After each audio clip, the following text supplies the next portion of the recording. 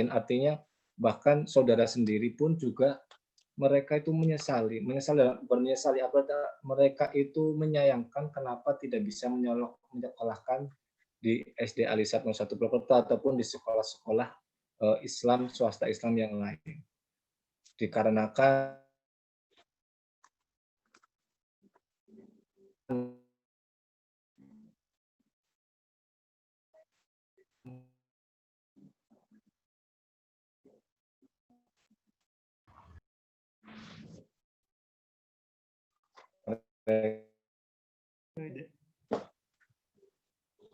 anak diberikan kesehatan, anak diberikan kenormalan dan sebagainya. Ini bentuk kesyukuran. Mari kita sama-sama menjadikan ini sebagai bentuk syukur berikutnya sehingga Allah berikan nikmat-nikmat yang lain untuk kita. Ini penting saya sampaikan karena apa? Karena faktor yang menjadikan kita kadang-kadang tidak baik dalam mendidik mereka itu karena kita melupakan makna syukur ini. Makna kita berterima kasih kepada Allah telah menganugerahkan buah hati untuk kita. Itu poin pertama yang ingin kami sampaikan. Kemudian yang berikutnya bahwa sekolah dalam hal ini adalah sebagai alat atau sarana untuk Bapak Ibu dalam rangka mendidik mereka. Sehingga sekolah ini tentunya karena sistem program dibikin oleh manusia, tentunya kan otomatis ada yang namanya perbaikan, perubahan dan sebagainya. Apalagi terlebih sekarang Bapak Ibu bisa merasakan sekarang kondisi yang semacam ini ya. Kondisi yang semacam ini, pandemi yang semacam ini sekarang ini kesulitan bukan hanya dialami oleh Bapak Ibu semuanya ya. Kami juga sangat memaklumi itu. Kami sangat memaklumi itu. Tapi sekolah juga seperti itu, kesulitannya luar biasa, tantangannya luar biasa, tetapi kami tidak akan patah semangat dan kami tidak akan menyalahkan salah satu pihak pun. Apalagi menyalahkan kondisi takdir dari Allah Subhanahu wa taala. Kami akan selalu berpikir bagaimana mencari solusi. Bapak Ibu sekarang putra-putrinya baru kelas 1. Kedepannya akan banyak tantangan, rintangan yang dihadapi ketika mereka menginjak kelas 2, 3, 4 sampai kelas 6. Artinya, konsep berpikir kita adalah konsep berpikir solusi. Konsep berpikir solutif, mencari jalan keluar. Tidak ada yang berhak untuk disalahkan. Walaupun memang faktanya misalnya salah, tapi untuk apa kita menyalahkan? Kita cari solusi-solusi terbaik di setiap kondisi. Ada wali murid datang ke saya. Wali murid datang menanyakan, gimana Ustadz ini, kok pembelajarannya seperti ini, siapa yang harus saya salahkan? Langsung ketika itu saya jawab, tidak ada yang harus disalahkan. Tidak ada yang perlu disalahkan. Kita sebagai manusia adalah mencari jalan keluar, mencari titik temu, mencari solusi. Semuanya akan berjalan lancar Bapak Ibu. Insya Allah kalau kita sama-sama berpikirnya mencari solusi, mencari jalan keluar, itu nanti akan ada banyak hal-hal yang kita temukan, kemudahan-kemudahan yang akan Allah berikan. Yakini itu. Karena berdasarkan pengalaman, orang-orang atau beberapa mungkin oknum atau mungkin sebagian kecil, sangat kecil, wali murid yang terus mencari-cari kesalahan terus, itu justru berakibat pada kondisi anaknya. Karena apa? Mempersulit urusan itu Allah akan mempersulit urusan dirinya. Mempersulit urusan orang lain, Allah akan mempersulit urusan dirinya. Sebaliknya kita mudahkan, maka Allah akan mudahkan. Yasir walatu asir. Mudahkanlah, jangan persulit. Maka insya Allah kalau kita berpikirnya solusi, semuanya akan ada jalan keluar.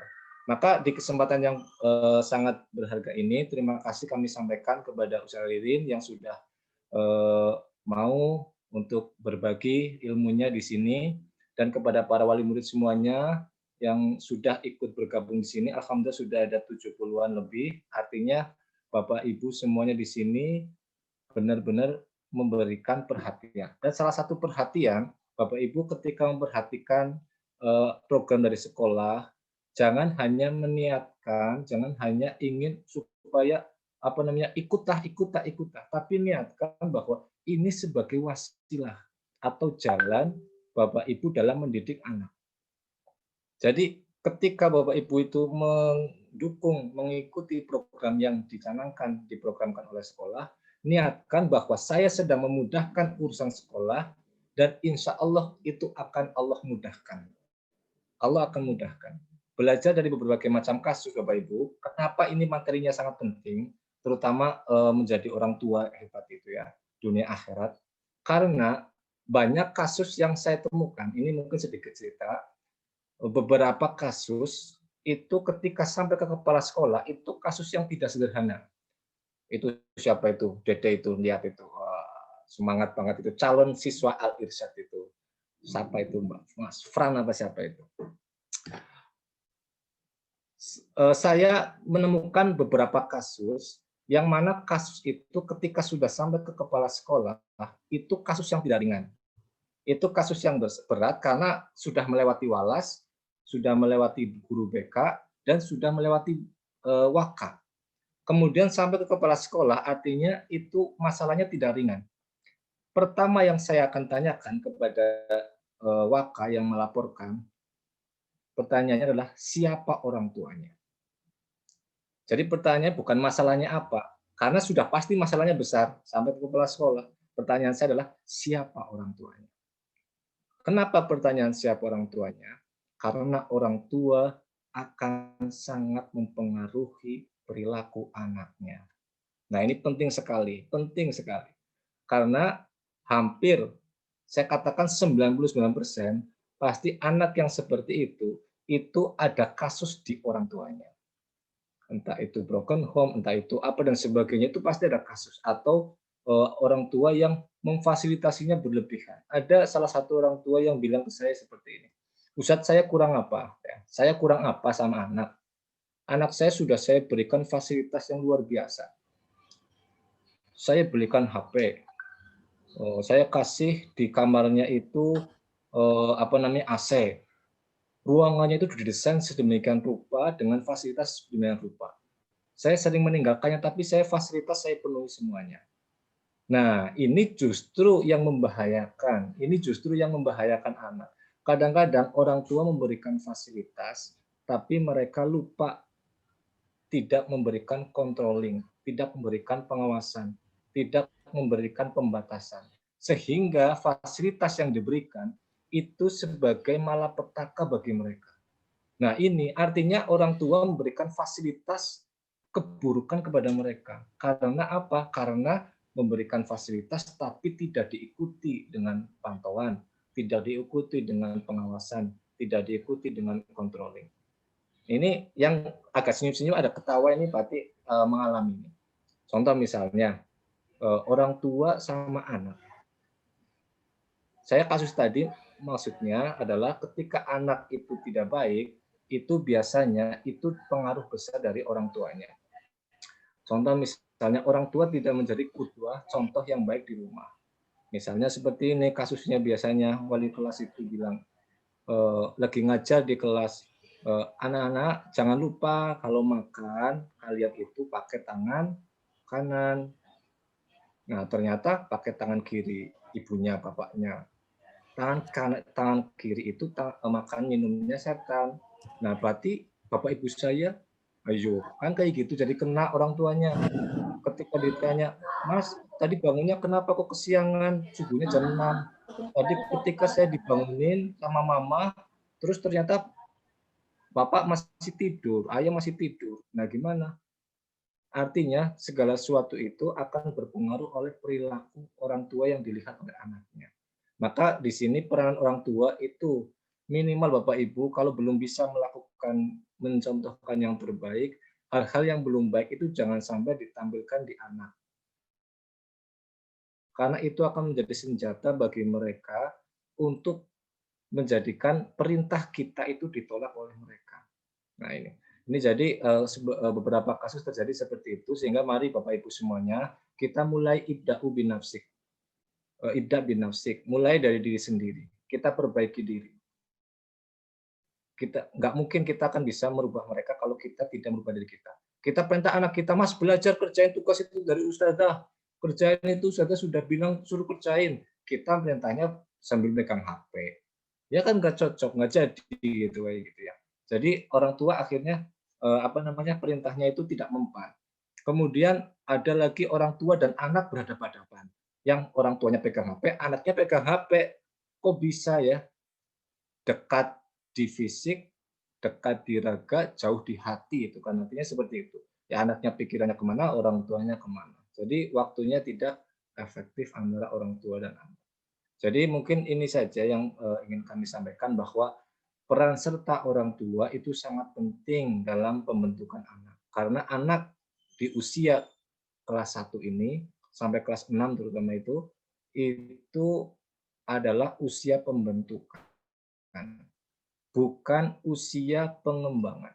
Pembentukan artinya anak itu harus dibentuk, harus nurut, harus ikut, bukan pengembangan. Kalau pengembangan itu diberikan pilihan. Anak kalau diberikan pilihan itu sukanya yang enak-enak. Mas mau belajar apa mau main? Pilihnya main. Mas mau sholat apa tidak? Pilihnya tidak sholat. Artinya mereka akan memilih yang enak-enak menurut mereka. Sehingga kita sebagai orang tua membentuk mereka, mengkondisikan mereka. Bapak Ibu semuanya disiapkan di rumah itu kondisi-kondisi yang memang mendukung anak. Jangan kondisi yang tidak mendukung anak. Contohnya kondisi yang tidak mendukung anak, ada misalnya wali murid, pagi-pagi itu sudah dangdutan gitu ya. Pagi-pagi sudah nyetel musik keras, dangdutan, aduh ya anak gimana gitu. Makanya ustazah kadang-kadang bingung, kok anak tahu lagu ambyar, dari itu siapa namanya itu, anak kok tahu lagu drakor ya, drama Korea dan sebagainya. Dari mana? Oh ternyata ibunya kalau pagi nyetelnya itu. Waduh repot ya. Kenapa nggak murotal gitu ya? Belikan anak murotal. Mas nanti kalau misalnya hafal ini, nanti ibu, mama belikan kamu HP ya, mau belikan kamu sepeda ya. Kenapa kok kita tidak memberikan hadiah yang mendukung pembelajarannya? Nanti kalau kamu hafal ini, kalau kamu belajarnya rajin, mama belikan kamu murotal Al-Quran. Nah, itu kan pendukung. Jadi hadiah pun mendukung keberlangsungan pendidikan anak. Semuanya mendukung ke sana. Kadang-kadang kita itu tidak menikmati apa yang kita miliki lantaran kita itu tidak mengetahui visi misi kita dalam mendidik anak. Coba sekarang Bapak Ibu lihat, yang Bapak Ibu sekarang dinikmati di rumah, gelas dan piringnya itu gelas piring bagus apa yang biasa? Yang biasa, sementara yang dipajang di ruang tamu, di lemari-lemari gelas yang bagus-bagus.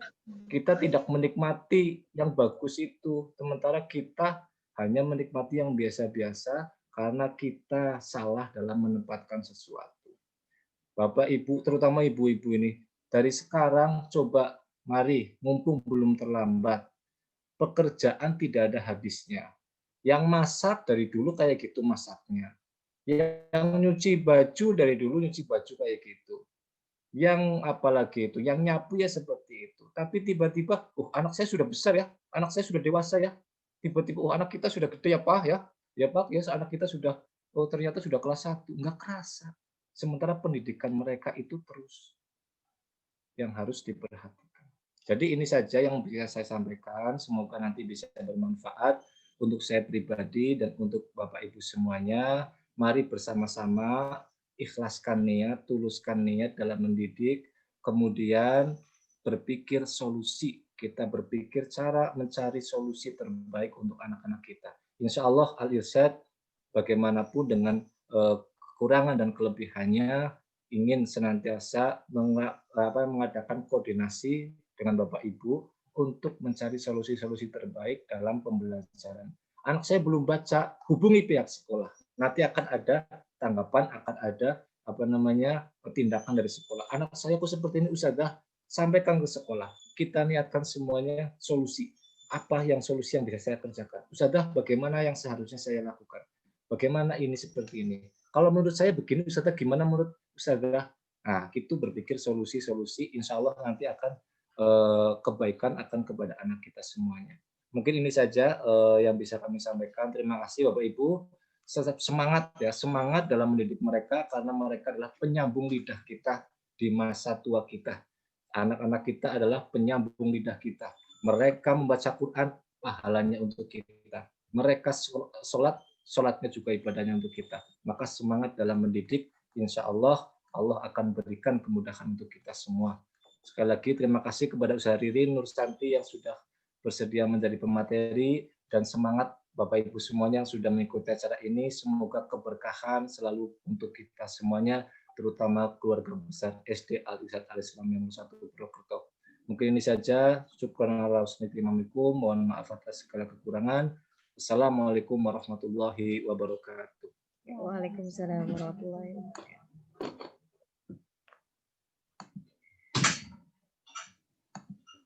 Oke, terima kasih kepada Ustadz Alek Nana Abu Syifa yang sudah sangat memotivasi sekali ya.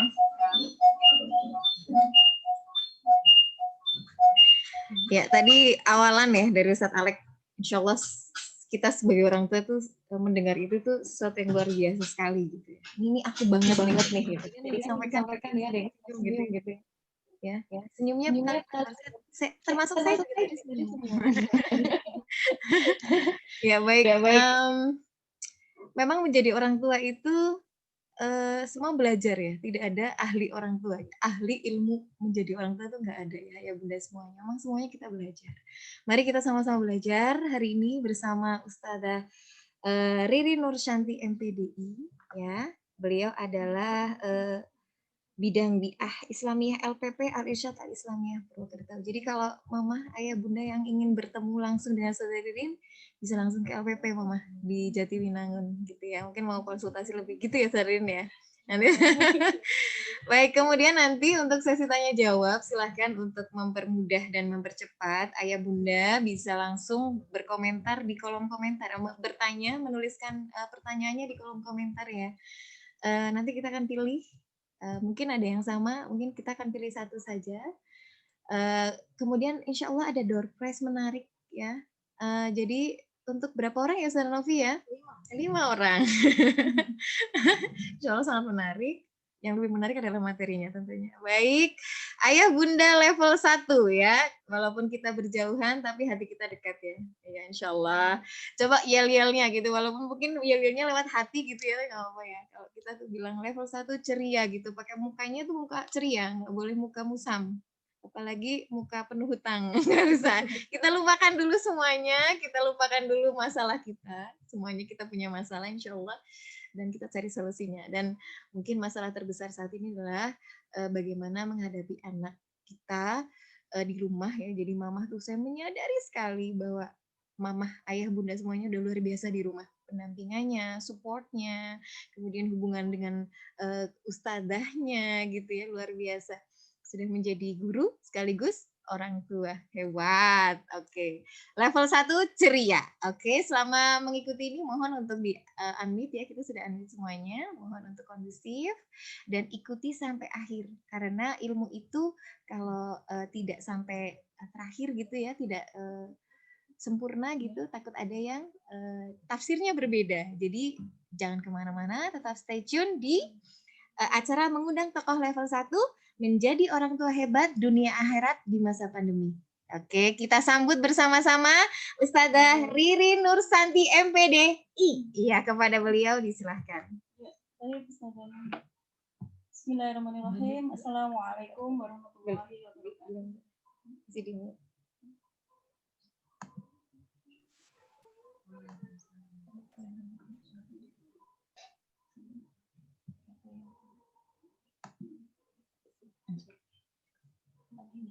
Yes.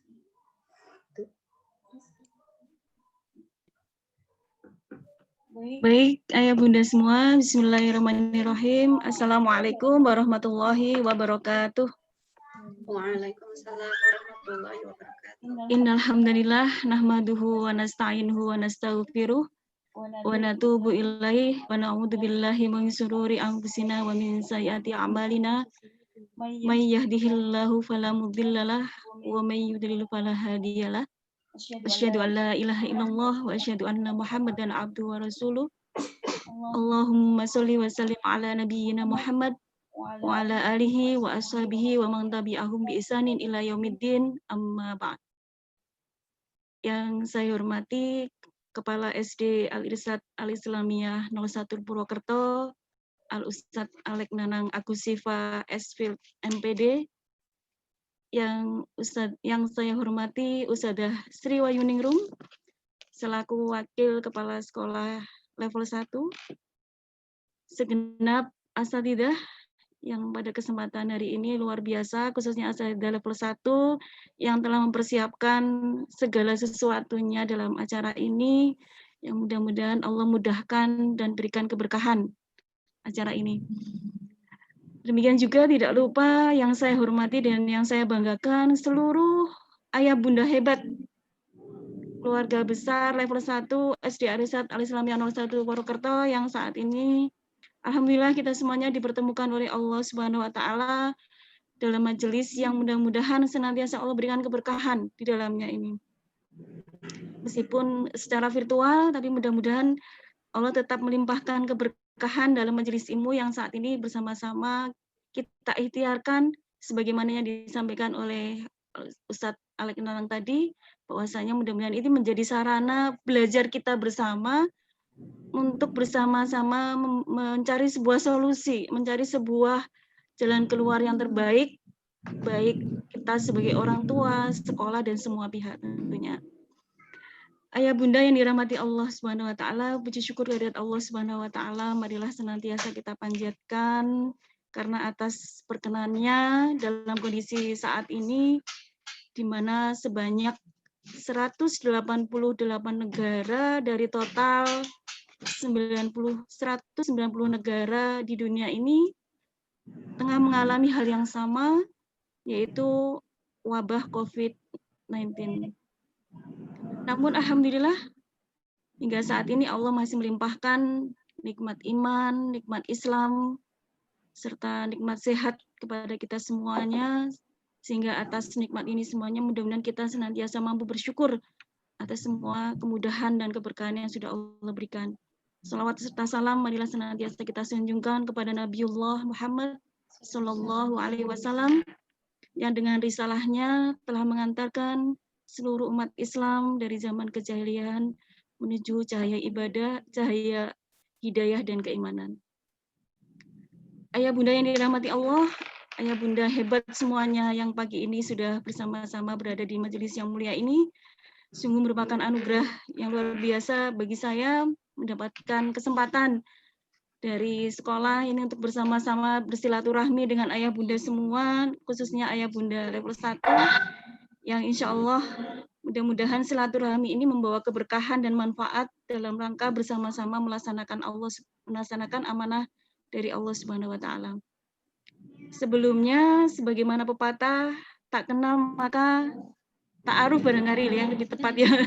Kita mencoba untuk ta'aruf sebentar barangkali ayah bunda, supaya nanti kita bisa lebih jauh bisa silaturahmi barangkali setelah di luar majelis ini, barangkali ayah bunda bertemu dengan saya, sangat senang sekali ketika kita bisa saling bertegur sapa seperti itu.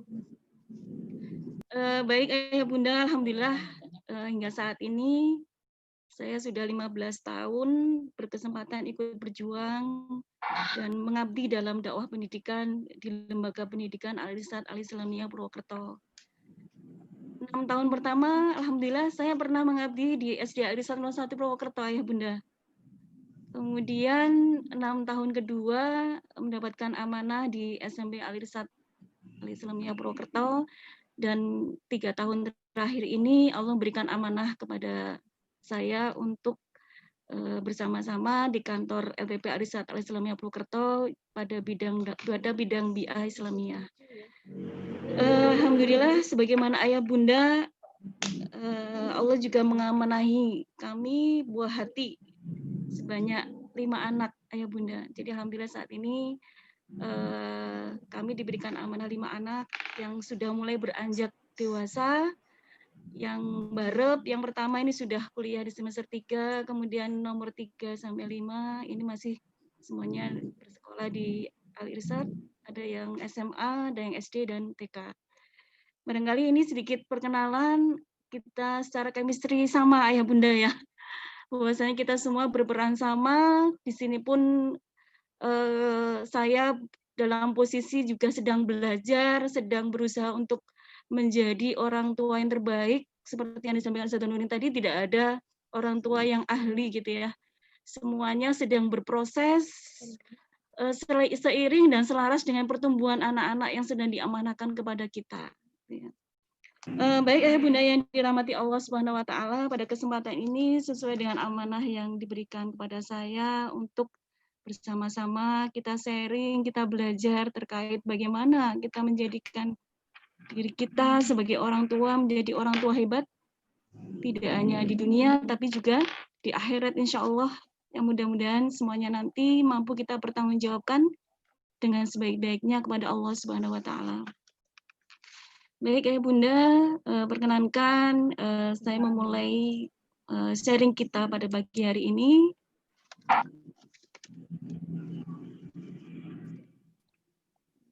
Oke.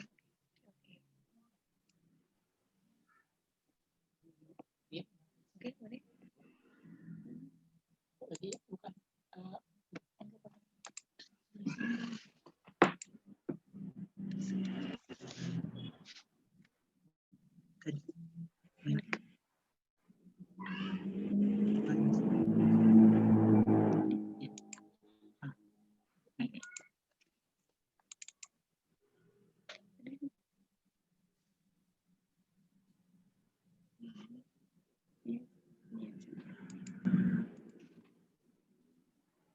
Baik ayah bunda yang dirahmati Allah Subhanahu wa taala, ayah bunda hebat seluruhnya.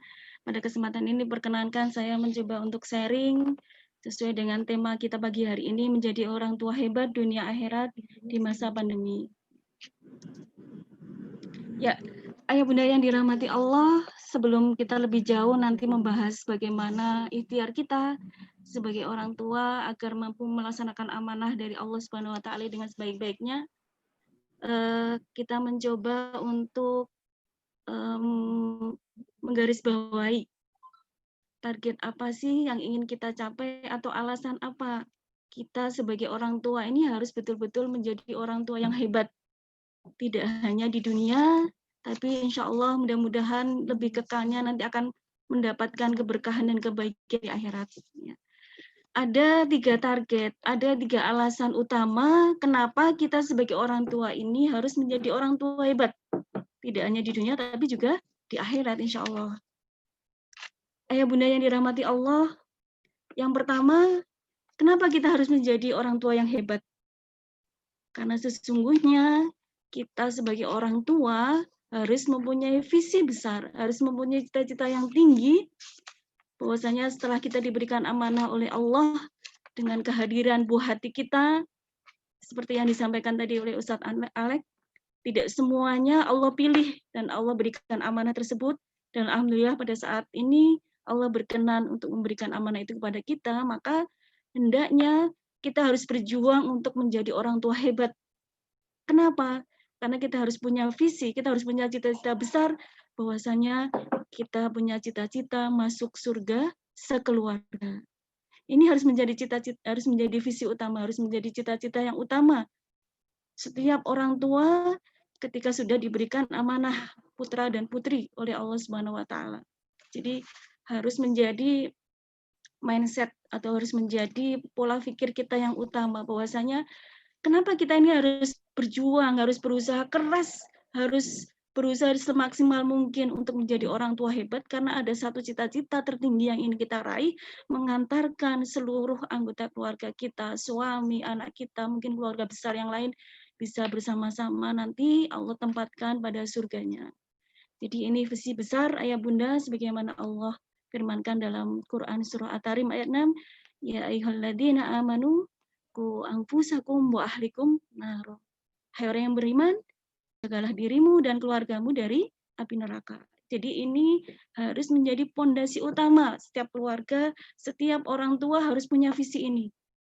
Bahwa kita punya cita-cita tertinggi masuk surga sekeluarga.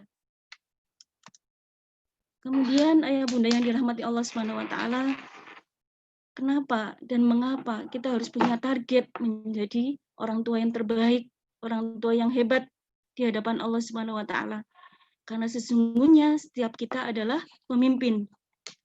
Setiap kita akan dimintai pertanggungjawaban oleh Allah atas yang kita pimpin.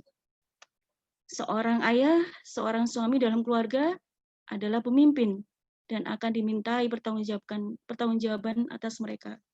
Seorang istri adalah pemimpin dalam rumah tangga suami dan terhadap anak-anaknya yang juga akan dimintai pertanggungjawaban atas mereka.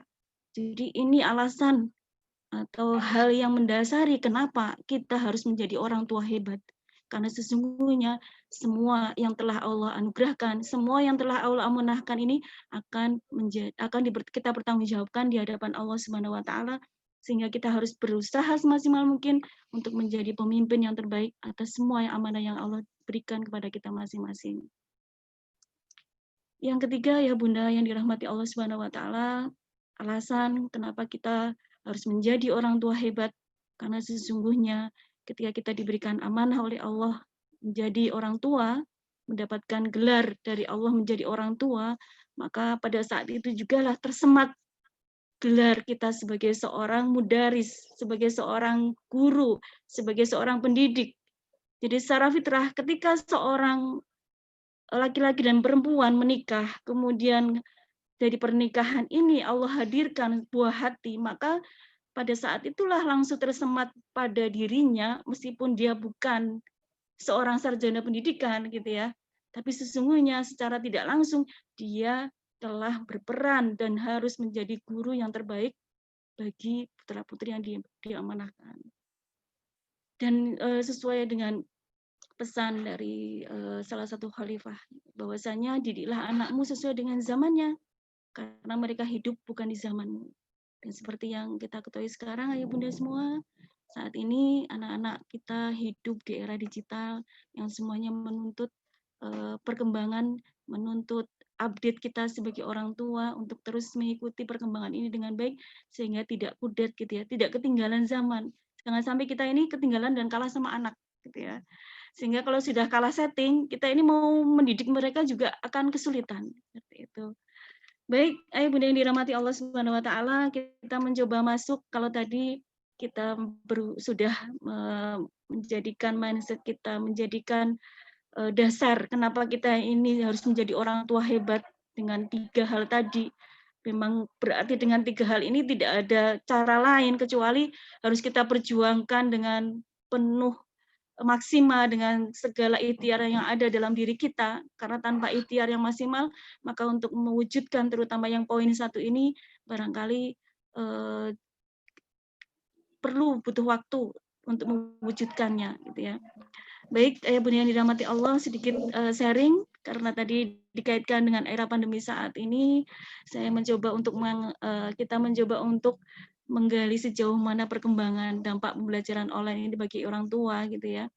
Dari beberapa penelitian, dari beberapa informasi yang saya dapatkan dari media sosial yang bisa dipertanggungjawabkan, maka dampak pembelajaran online saat ini bagi orang tua dan anak adalah salah satunya berdasarkan survei Universitas Michigan Amerika Serikat, jumlah dari 500 responden orang tua yang memiliki anak di bawah usia 12 tahun, dari total 500 responden ini ada 51% yang mengalami stres gitu ya, mengalami peningkatan stres atau beban emosi yang tinggi gitu ya, setelah mereka mencoba mendampingi putra-putri mereka di rumah gitu ya, yang sampai pada peningkatan intensitas hukuman fisik pada anak.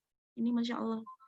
Barangkali ayah bunda juga sudah mengikuti perkembangan bagaimana tingkat stressing ini, dan mungkin juga di awal-awal kita mencoba untuk melakukan pembelajaran secara online ini, kita barangkali secara menyeluruh orang tua ini butuh waktu untuk bisa menyesuaikan gitu, bisa berdamai dengan kondisi ini gitu ya barangkali. Karena memang secara umum rata-rata orang tua di awal-awal hampir seluruhnya mengeluhkan gitu ya dengan kondisi-kondisi yang dialami setelah mereka harus mendampingi putra-putri mereka di rumah gitu ya, seperti itu dengan berbagai permasalahan yang tidak sedikit gitu ya, bahkan kompleksnya. Kemudian kita mencoba untuk menggali lebih dalam lagi, kita masuk ke perkembangan di Indonesia seperti apa gitu ya.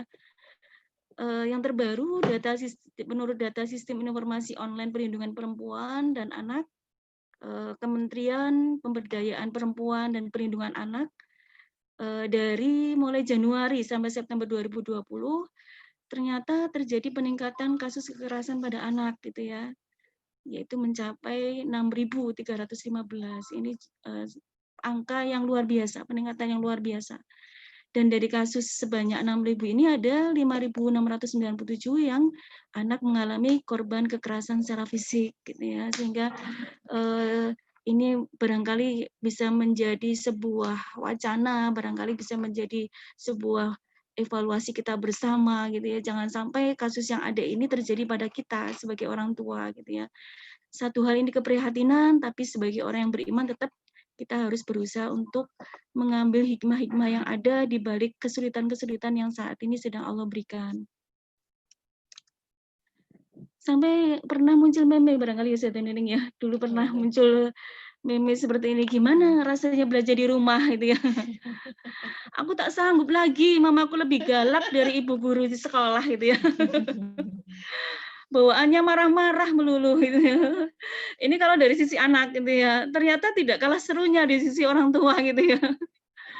Ternyata mendampingi anak belajar di rumah ini malah bikin pusing gitu ya, apalagi ketika mood anak sedang tidak stabil gitu ya, akhirnya anak nggak mau nurut, susah diatur gitu ya. Ujung-ujungnya mereka terpancing juga gampang marah gitu ya, seperti itu. Jadi kondisi-kondisi seperti ini memang di awal-awal pandemi atau masa wabah COVID-19 ini ada, sempat kita alami ya barangkali ayah bunda ya. Alhamdulillah sih kalau sekarang kita sudah cukup bersahabat gitu ya dengan kondisi atau pembelajaran daring ini, sehingga mudah-mudahan tetap ini menjadi motivasi bagi kita untuk terus meningkatkan dan terus memperbaiki diri untuk menjadi guru yang terbaik untuk anak-anak kita. Baik, ayah bunda yang dirahmati Allah Subhanahu wa taala, saya mencoba untuk menggali jurnal penelitian, beberapa jurnal penelitian yang di situ mereka menuliskan beberapa permasalahan yang banyak dialami oleh orang tua gitu ya.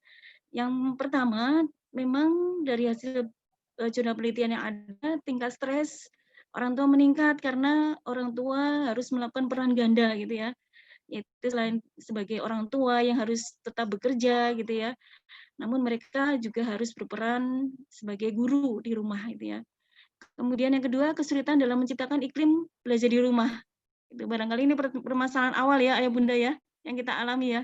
Betapa sulitnya kita harus menciptakan sebuah kondisi pembelajaran yang kondusif di rumah ya. Bagaimana kita harus bisa berdampingan dengan anak, mengondisikan anak di awal dengan baik sehingga dari pagi sampai siang mood mereka terjaga untuk tetap semangat belajar dan sebagainya.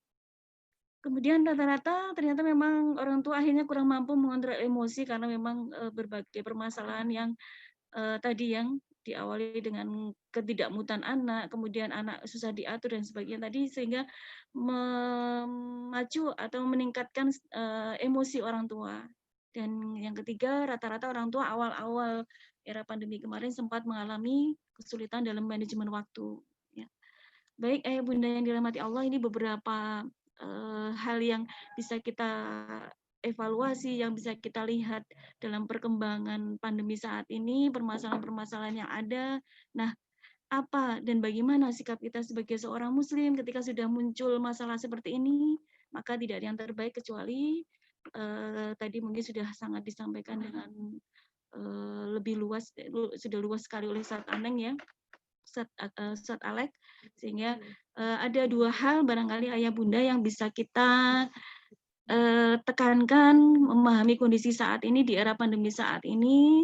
Yang pertama kita mencoba untuk tafakur, gitu ya, memikirkan, berusaha mengambil hikmah, berusaha untuk menanggap hikmah, berusaha untuk positive thinking, berusaha untuk tetap mencari solusi yang terbaik. Masalah yang ada, ya itulah memang kita sebagai orang yang beriman tetap akan Allah uji gitu ya, tetap Allah akan berikan ujian pada masing-masing kita, tapi sebagai orang yang beriman pun kita diberikan kewajiban untuk keluar dari masalah itu.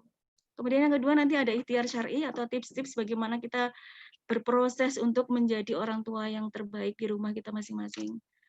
Ya, perintah untuk senantiasa memikirkan apa yang terjadi di muka bumi ini sebagaimana Allah firmankan dalam surah Al-Imran ayat 190 sampai 191, yang dengan kita berusaha untuk senantiasa mentadaburi, senantiasa memahami atau menangkap hikmah-hikmah dari Allah memberikan ujian saat ini, maka mudah-mudahan kita akan menjadi hamba yang bersyukur gitu ya. Yang ketika kita mampu bersyukur, sebagaimana Allah firmankan dalam surah Ibrahim ayat 14, sesungguhnya Allah pasti akan menambahkan nikmat tersebut. Bentuk tambahan nikmatnya apa? Tadi sudah disampaikan oleh Ustadz Alek, insya Allah.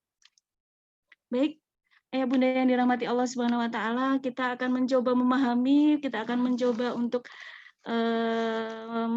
mentadaburi secara ayat-ayat qauliyah itu secara firman-firman Allah yang mudah-mudahan ini menambah semangat kita sebagai orang tua untuk tetap optimis, untuk tetap mensandarkan atau menggantungkan seluruh permasalahan kita kepada Allah Subhanahu wa taala. Kita akan mencoba mengalih hikmah di balik wabah Covid-19 ini, khususnya bagi kita keluarga muslim gitu ya. Yang pertama ya Bunda yang dirahmati Allah Subhanahu wa taala, di balik musibah yang saat ini Allah berikan, sebagai seorang yang beriman, kita harus tetap meyakini bahwasanya musibah wabah Covid-19 ini adalah terjadi semuanya atas kehendak Allah Subhanahu wa taala. Sebagaimana telah Allah firmankan dalam Quran Surat At-Taghabun ayat 11. Wa ma asabakum min musibatin illa biiznillah. Bahwa sesungguhnya tidak ada sesuatu musibah yang menimpa di muka bumi ini kecuali semuanya atas izin Allah. Nah, ketika kita memahami ini, maka kita ya sebagai orang yang beriman harus berusaha untuk menangkap hikmah atau kebaikan-kebaikan apa yang ingin Allah berikan kepada kita, kebaikan-kebaikan apa yang hendak Allah terbiahkan kepada kita dengan adanya wabah COVID-19 ini. Ayah Bunda, kita coba membawa hikmah ini kepada keluarga kita, keluarga kecil kita masing-masing, yang mudah-mudahan dengan kemampuan kita untuk bisa memahami kebaikan-kebaikan apa yang bisa kita ikhtiarkan di keluarga kita, maka mudah-mudahan tadi kebaikan-kebaikan itu minimal bisa kita ikhtiarkan dari keluarga kecil kita. Yang pertama ya Bunda, hikmah dari wabah COVID-19 ini bagi keluarga muslim adalah mengembalikan peran rumah sebagai pusat ruhiyah dan tarbiyah bagi keluarga. Mungkin kita sepakat bahwasanya rumah adalah tempat tinggal bagi keluarga kecil yang terdiri dari ayah, ibu, anak gitu ya, yang dimana secara umum dengan rumah inilah sebuah anggota keluarga bisa melaksanakan aktivitas hariannya, bisa melaksanakan hubungan-hubungan antar anggota keluarga dan sebagainya. Namun kalau kita mencoba memahami lebih jauh apa sih fungsi rumah dalam Islam gitu ya, maka sebagaimana Allah firmankan dalam Quran surah An-Nahl ayat 80, wallahu ja'ala lakum min buyutikum sakanan. Allah menjadikan untuk kamu rumah-rumahmu sebagai tempat untuk mendapatkan ketenangan ya. Dari ayat ini beberapa ulama kemudian menjelaskan bahwasanya ternyata fungsi rumah itu luar biasa ya Bunda, tidak hanya sekedar tempat berteduh, tidak hanya sekedar tempat untuk berkumpul setelah seorang ayah bekerja selesai kemudian kembali ke rumah, seorang ibu mungkin yang juga sebagian bekerja setelah bekerja seharian kembali ke rumah, atau hanya sebatas melaksanakan aktivitas-aktivitas harian. Ternyata tidak hanya itu ya Bunda. Ada 8 hal fungsi rumah dalam Islam. Yang mudah-mudahan ini menjadi ikhtiar kita bersama, sudahkah 8 hal ini mampu kita wujudkan di rumah kita gitu ya. Ini PR yang tidak kecil ya Bunda. PR yang juga tidak kalah pentingnya harus kita perhatikan, harus menjadi hal yang juga harus kita perbaiki gitu ya. Baik, yang pertama adalah rumah itu adalah al-mushola atau tempat ibadah sebagai pusat untuk pembinaan ruhiyah seluruh anggota keluarga. Kemudian yang kedua, rumah adalah al-madrasah sebagai sekolah memang. Ya. Rumah itu memang sekolah bagi siapa? Bagi semua anggota keluarga. Seorang ayah tetap ya meskipun secara tanggung jawab sebagai ayah, tetap seorang ayah dalam kerangka rumah sebagai sekolah di situ mempunyai peran untuk tetap terus belajar juga. Kemudian yang ketiga al-maskanah, yaitu sesungguhnya rumah ini punya fungsi untuk memberikan ketenangan tadi ya, untuk pada saat di luar mungkin mengalami ketidakstabilan emosi, maka begitu masuk rumah harapannya ada ketenangan di situ karena semuanya anggota keluarga terbentuk saling kasih sayang, saling peduli dan sebagainya. Kemudian yang keempat al-junnah atau benteng. Maksudnya apa? Rumah harus menjadi pondasi dalam membentuk keimanan setiap anggota keluarganya. yang dengan keimanan ini maka akan mampu memberikan perisai bagi semua anggota keluarga ini memiliki kemampuan untuk mengendalikan dari segala hal-hal yang dilarang oleh Allah Subhanahu wa taala. Baik Ayah Bunda, yang kelima, peran rumah atau fungsi rumah bagi keluarga muslim itu adalah al-maulud, gitu ya. Sebagaimana sebagaimana hikmah dari pernikahan adalah Allah memberikan keturunan di situ, maka tempat untuk memperbanyak keturunan, dan Rasulullah mencintai umatnya yang mempunyai banyak keturunan, gitu ya. Jadi tadi mungkin yang disampaikan Ustadz Alex sepakat sekali ya Bunda.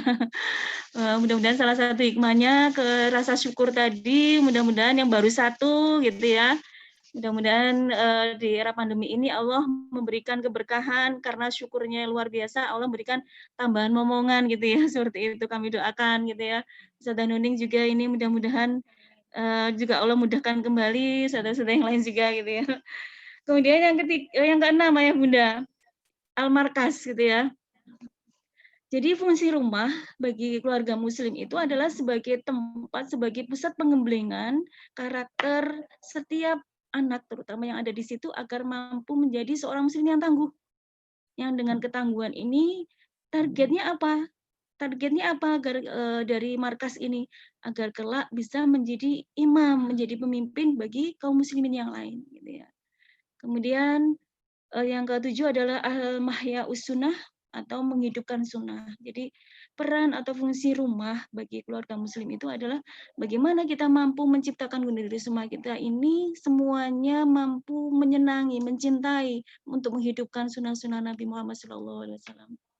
Dan yang terakhir peran rumah adalah al-marham, yaitu peran rumah adalah menjadikan setiap anggota keluarganya terbangun sikap kasih sayang, sikap kelembutan, sikap saling peduli, sikap empati, dan sebagainya. Yang semuanya ini memang dari 8 hal ini ternyata peran rumah banyak seperti itu ya Bunda ya. Tidak hanya sekedar tempat untuk beristirahat, tidak hanya tempat sekedar untuk perlindungan bagi keluarga. Ternyata dalam Islam fungsi rumah ini luar biasa gitu ya.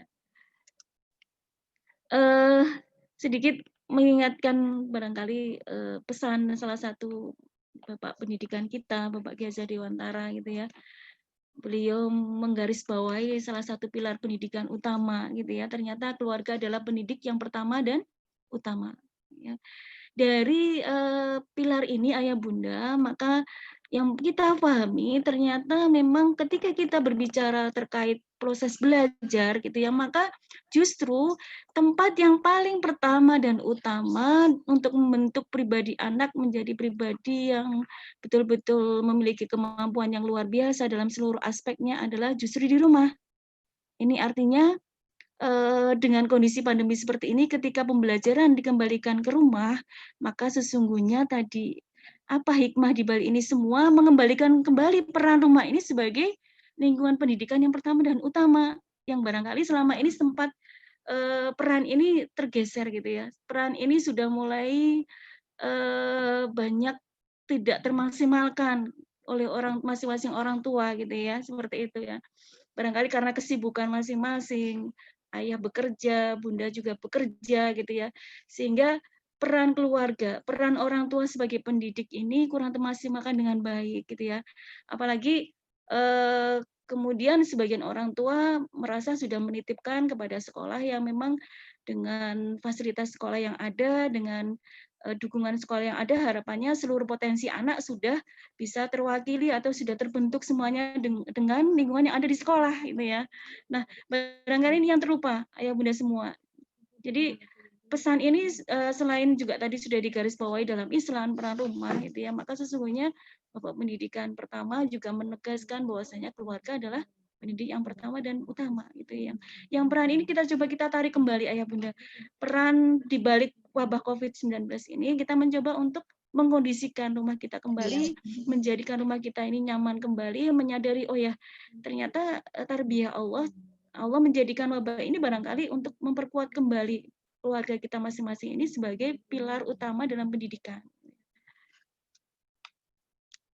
Baik ayah bunda semua, kenapa keluarga ini adalah lingkungan pendidikan yang pertama dan utama, di samping juga Kementerian Pendidikan Nasional juga menegaskan ternyata untuk membentuk pribadi anak itu tertuang dalam 18 karakter gitu ya, dicanangkan oleh Kementerian Pendidikan Nasional, yang kesemuanya ini tentunya tidak akan mungkin tercapai tanpa dukungan dan sinergitas yang baik gitu ya antara orang tua khususnya dengan pihak sekolah. Jadi karakter-karakter ini yang mudah-mudahan dengan 18 karakter yang Kementerian Pendidikan Nasional tuangkan ini mewakili seluruh potensi secara fitrah setiap anak gitu ya, dari mulai religius, jujur, toleransi sampai dengan peduli sosial dan tanggung jawab. Nilai-nilai karakter ini yang tidak mudah bagi kita tanpa adanya peran yang dan sinergitas antara sekolah dengan orang tua. Baik, ayah bunda yang dirahmati Allah Subhanahu Wa Taala, mudah-mudahan tetap semangat ini ya. Tadi jalannya gimana, Ustazah? Level 1 ceria. Iya, iya. Iya, level 1 Ceria. ceria. Ya. Mudah-mudahan tidak ngantuk ya, ayah bunda ya ini ya. Ya tetap semangat sampai kegiatan ini berakhir, apalagi ada door prize menarik dari Ustazah Nuni dan tim gitu ya, yang mudah-mudahan menjadikan kita tetap semangat, tapi tetap niat kita dalam rangka mendapatkan keberkahan dari Allah ketika kita mampu mengikuti dari awal sampai akhir, mudah-mudahan keberkahan itu Allah berikan secara sempurna gitu ya. Seperti itu. Baik, ayah bunda yang dirahmati Allah, tadi yang pertama hikmah wabah COVID-19 bagi keluarga muslim adalah mengembalikan peran rumah. Kemudian yang kedua sekarang adalah mengembalikan peran orang tua sebagai guru utama dalam keluarga, terutama ibu memang. Kenapa ada syair gitu ya yang dibuat oleh Ahmad Syauqi dari Mesir ya. Al-ummu madrasatun idza adataha adata syaban thayyibal a'raq. Ibu adalah sebuah madrasah atau tempat pendidikan yang pertama yang jika kamu menyiapkannya berarti kamu menyiapkan lahirnya generasi yang terbaik, gitu ya, generasi yang baik. Ya. Jadi meskipun di sini ada syair yang menggarisbawahi bahwa ibu adalah pendidik yang utama, namun di dalam Islam peran pendidikan ini adalah menjadi tanggung jawab bersama antara suami dan istri, antara ayah dan ibu. Peran ini harus bersinergi antara ayah dan ibu. Masing-masing ayah dan ibu harus memahami peran dan tugas masing-masing dalam menempatkan dirinya sebagai guru bagi anak-anaknya. Jadi ada ayah nggak ini sudah?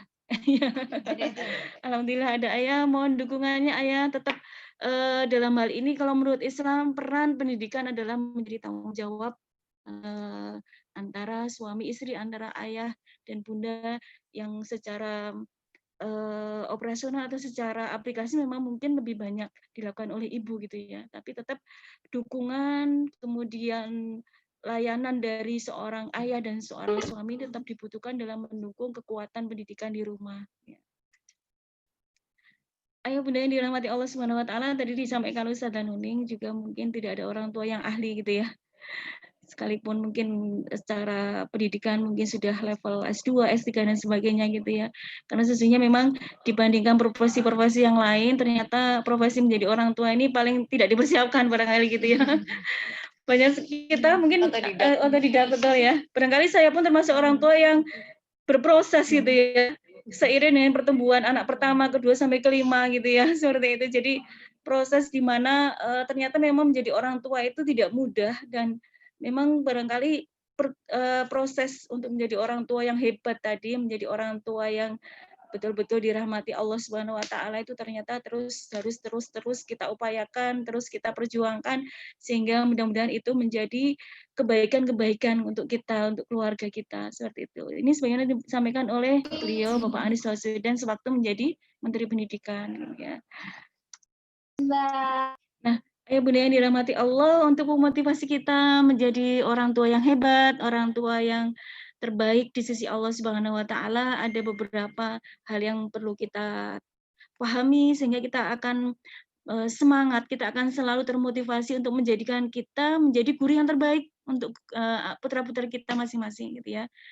Satu hal, ayah bunda, yang mudah-mudahan ini menjadi landasan bagi kita untuk mendidik anak-anak kita, barangkali yang putranya tidak hanya 1, 2, dan seterusnya gitu ya. Bahwa sesungguhnya setiap anak terlahir dalam keadaan fitrah masing-masing yang siap dikembangkan oleh orang tuanya gitu ya. Jadi Semua anak punya keunikan, semua anak punya kelebihan, semua anak punya kekurangan. Dan kita sebagai orang tua harus imbang gitu ya. Jangan egois gitu ya. Jangan sampai seperti ini. Barangkali tadi yang disampaikan Ustadz Alek, kita harus menjadi orang yang banyak bersyukur kepada Allah, menjadi orang tua yang bersyukur karena banyak saudara kita mungkin atau teman dekat kita yang saat ini sudah bertahun-tahun menikah namun belum Allah berikan amanah gitu ya. Maka kalau kita mencoba mengingat awal Allah memberikan amanah anak pertama khususnya ya, maka tidak ada luapan kebahagiaan gitu ya, yang kita rasakan sebagai orang tua kecuali rasa syukur karena alhamdulillah kita dipercaya gitu ya. Alhamdulillah kita dianugerahi seorang anak oleh Allah Subhanahu wa taala pada saat banyak yang mungkin tidak mendapatkan itu. Jadi kita mencoba menghadirkan syukur-syukur ini, rasa syukur kita kepada Allah atas semua anugerah ini, sehingga menjadikan kita ini bisa seimbang dalam menghadapi perkembangan anak, ayah bunda, gitu ya. Jangan sampai seperti sekarang ini mungkin ya, dengan kondisi anak stay at home gitu ya, anak banyak di rumah, mungkin sebagian orang tua juga work from home gitu ya. Sehingga yang awalnya anak ini mungkin sebelum masa usia sekolah mungkin kita merasakan apa ya, merasakan kelucuannya, merasakan pertumbuhan mereka yang menggemaskan dan sebagainya. Namun akhir-akhir ini berubah gitu ya. Berubah menjadi sosok anak kita sendiri padahal gitu ya. Berarti menjadi sosok yang justru naudzubillah gitu ya, justru menjadikan kita ini setiap hari malah emosi kita ini tidak stabil gitu ya. Karena mungkin melihat anak dari pagi sudah dikondisikan ternyata malah asik pegang gadget gitu ya. Dan sudah sibuk dengan game-nya gitu ya. Kemudian mungkin ada sebagian anak yang memunculkan mood-nya dari pagi sudah diusahakan sampai siang pun belum ada gitu ya. Ujung-ujungnya gitu ya, mereka malah malas gitu ya, malas gitu. Semakin banyak mendengar omelan atau mungkin teguran dari orang tua, maka ujung-ujungnya malah mereka tidak mengerjakan tugas yang diberikan oleh ustadz-ustadzah gitu ya. Atau mungkin kita menghadapi anak yang tantrum gitu ya, marah yang tidak ada ujungnya, marah yang mungkin sebabnya sepele dan sebagainya. Maka dalam kondisi seperti ini, kita harus imbang ayah bunda. Pada saat kita mampu bersyukur mempunyai Allah berikan amanah sebagai putra, maka kita pun harus mensyukuri, harus berusaha bisa bersabar ketika kita menghadapi kekurangan atau kondisi yang mungkin memang secara umum kita pengennya anak itu semuanya nurut gitu ya. Semuanya anak itu sesuai dengan yang kita inginkan gitu ya. Padahal dalam pertumbuhannya setiap anak pasti akan mempunyai permasalahan yang sama, mengalami hal-hal yang sesuai dengan tahapan-tahapannya yang dimana setiap tahap itu pasti di situ ada ujian yang Allah berikan kepada kita sebagai orang tua. Ayah bunda yang dirahmati Allah, untuk membekali kita sebagai pendidik yang terbaik di rumah, kita mencoba untuk sharing gitu ya dengan pola pendidikan yang diajarkan oleh salah satu khalifah yaitu Ali bin Abi Thalib ya, di mana di situ beliau memberikan tahapan dalam mendidik anak gitu ya, di mana kelompok 7 tahun pertama usia 0 sampai 7 tahun perlakuan anak sebagai raja. Bagaimana sih seorang raja itu? Berarti di situ kita banyak melayani gitu ya, melayani dengan senyum, melayani dengan tulus gitu ya, melayani dengan kelembutan dan sebagainya. Kemudian di kelompok 7 tahun yang kedua usia 8 sampai 14 tahun perlakuan anak sebagai tawanan. Di sini sudah harus, karena tawanan di situ ada aturan, ada penekanan, ada komitmen yang kita bangun gitu ya.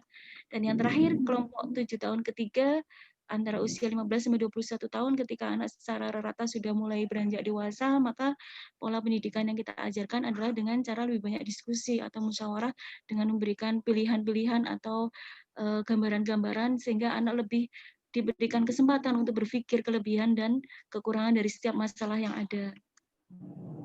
Ayah bunda yang dirahmati Allah Subhanahu wa taala, barangkali sedikit sharing, meskipun beliau sudah wafat, Ustadz Mutamimul Ula, tapi tetap keluarga ini bagi saya sangat menginspirasi sejak awal saya punya anak pertama ya bunda. Jadi keluarga ini Masya Allah ya bunda, Allah anugerahi 10 putra, dan ke-10-nya seluruhnya keluarga ini mempunyai visi menjadi keluarga penghafal Al-Quran.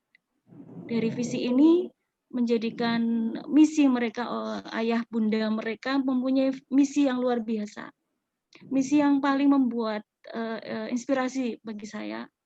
Jadi Ibu Wiryaningsih ini, Ustadzah Wiryaningsih ini dengan ke-10 putranya ini punya misi, punya target bahwasanya ke-10 putranya ini harus bisa membaca Al-Quran, harus bisa sholat, harus bisa membaca, menulis, berhitung dari beliau yang mengajarkan. Beliau tidak rela kalau anak-anak beliau ke-10-nya ini bisa menulis, bisa membaca, bisa berhitung, bisa sholat dengan baik, bisa membaca Al-Quran. Justru yang menjadikan mereka bisa tentunya atas izin Allah adalah gurunya. Kenapa? Karena menurut beliau menginginkan pahala jariah, amal jariah itu bisa maksimal kepada mereka sebagai pendidik bagi anak-anak beliau. Ya, jadi prinsip itu beliau bangun, keluarga ini bangun, sehingga betul-betul ke-10 putranya ini ayah bunda mengawali seluruh pondasi baik keimanan, secara kognitif gitu ya, secara kecerdasan, semuanya dibentuk dan langsung dipegang oleh peran sebagai ayah dan sebagai ibu dalam keluarga ini gitu ya. Sehingga segala ikhtiar, segala hasil gitu ya, segala ikhtiar tidak akan mengkhianati hasil gitu ya. Jadi tentunya ketika kita mampu berikhtiar semaksimal mungkin, maka hasil pun akan Allah berikan sesuai sebesar apa ikhtiar yang kita lakukan gitu ya.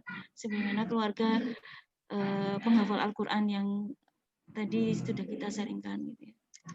Baik ayah bunda, yang terakhir, hikmah wabah COVID-19 bagi keluarga muslim adalah memperkuat semangat tolong-menolong, kebaikan dan ketakwaan sesama anggota keluarga.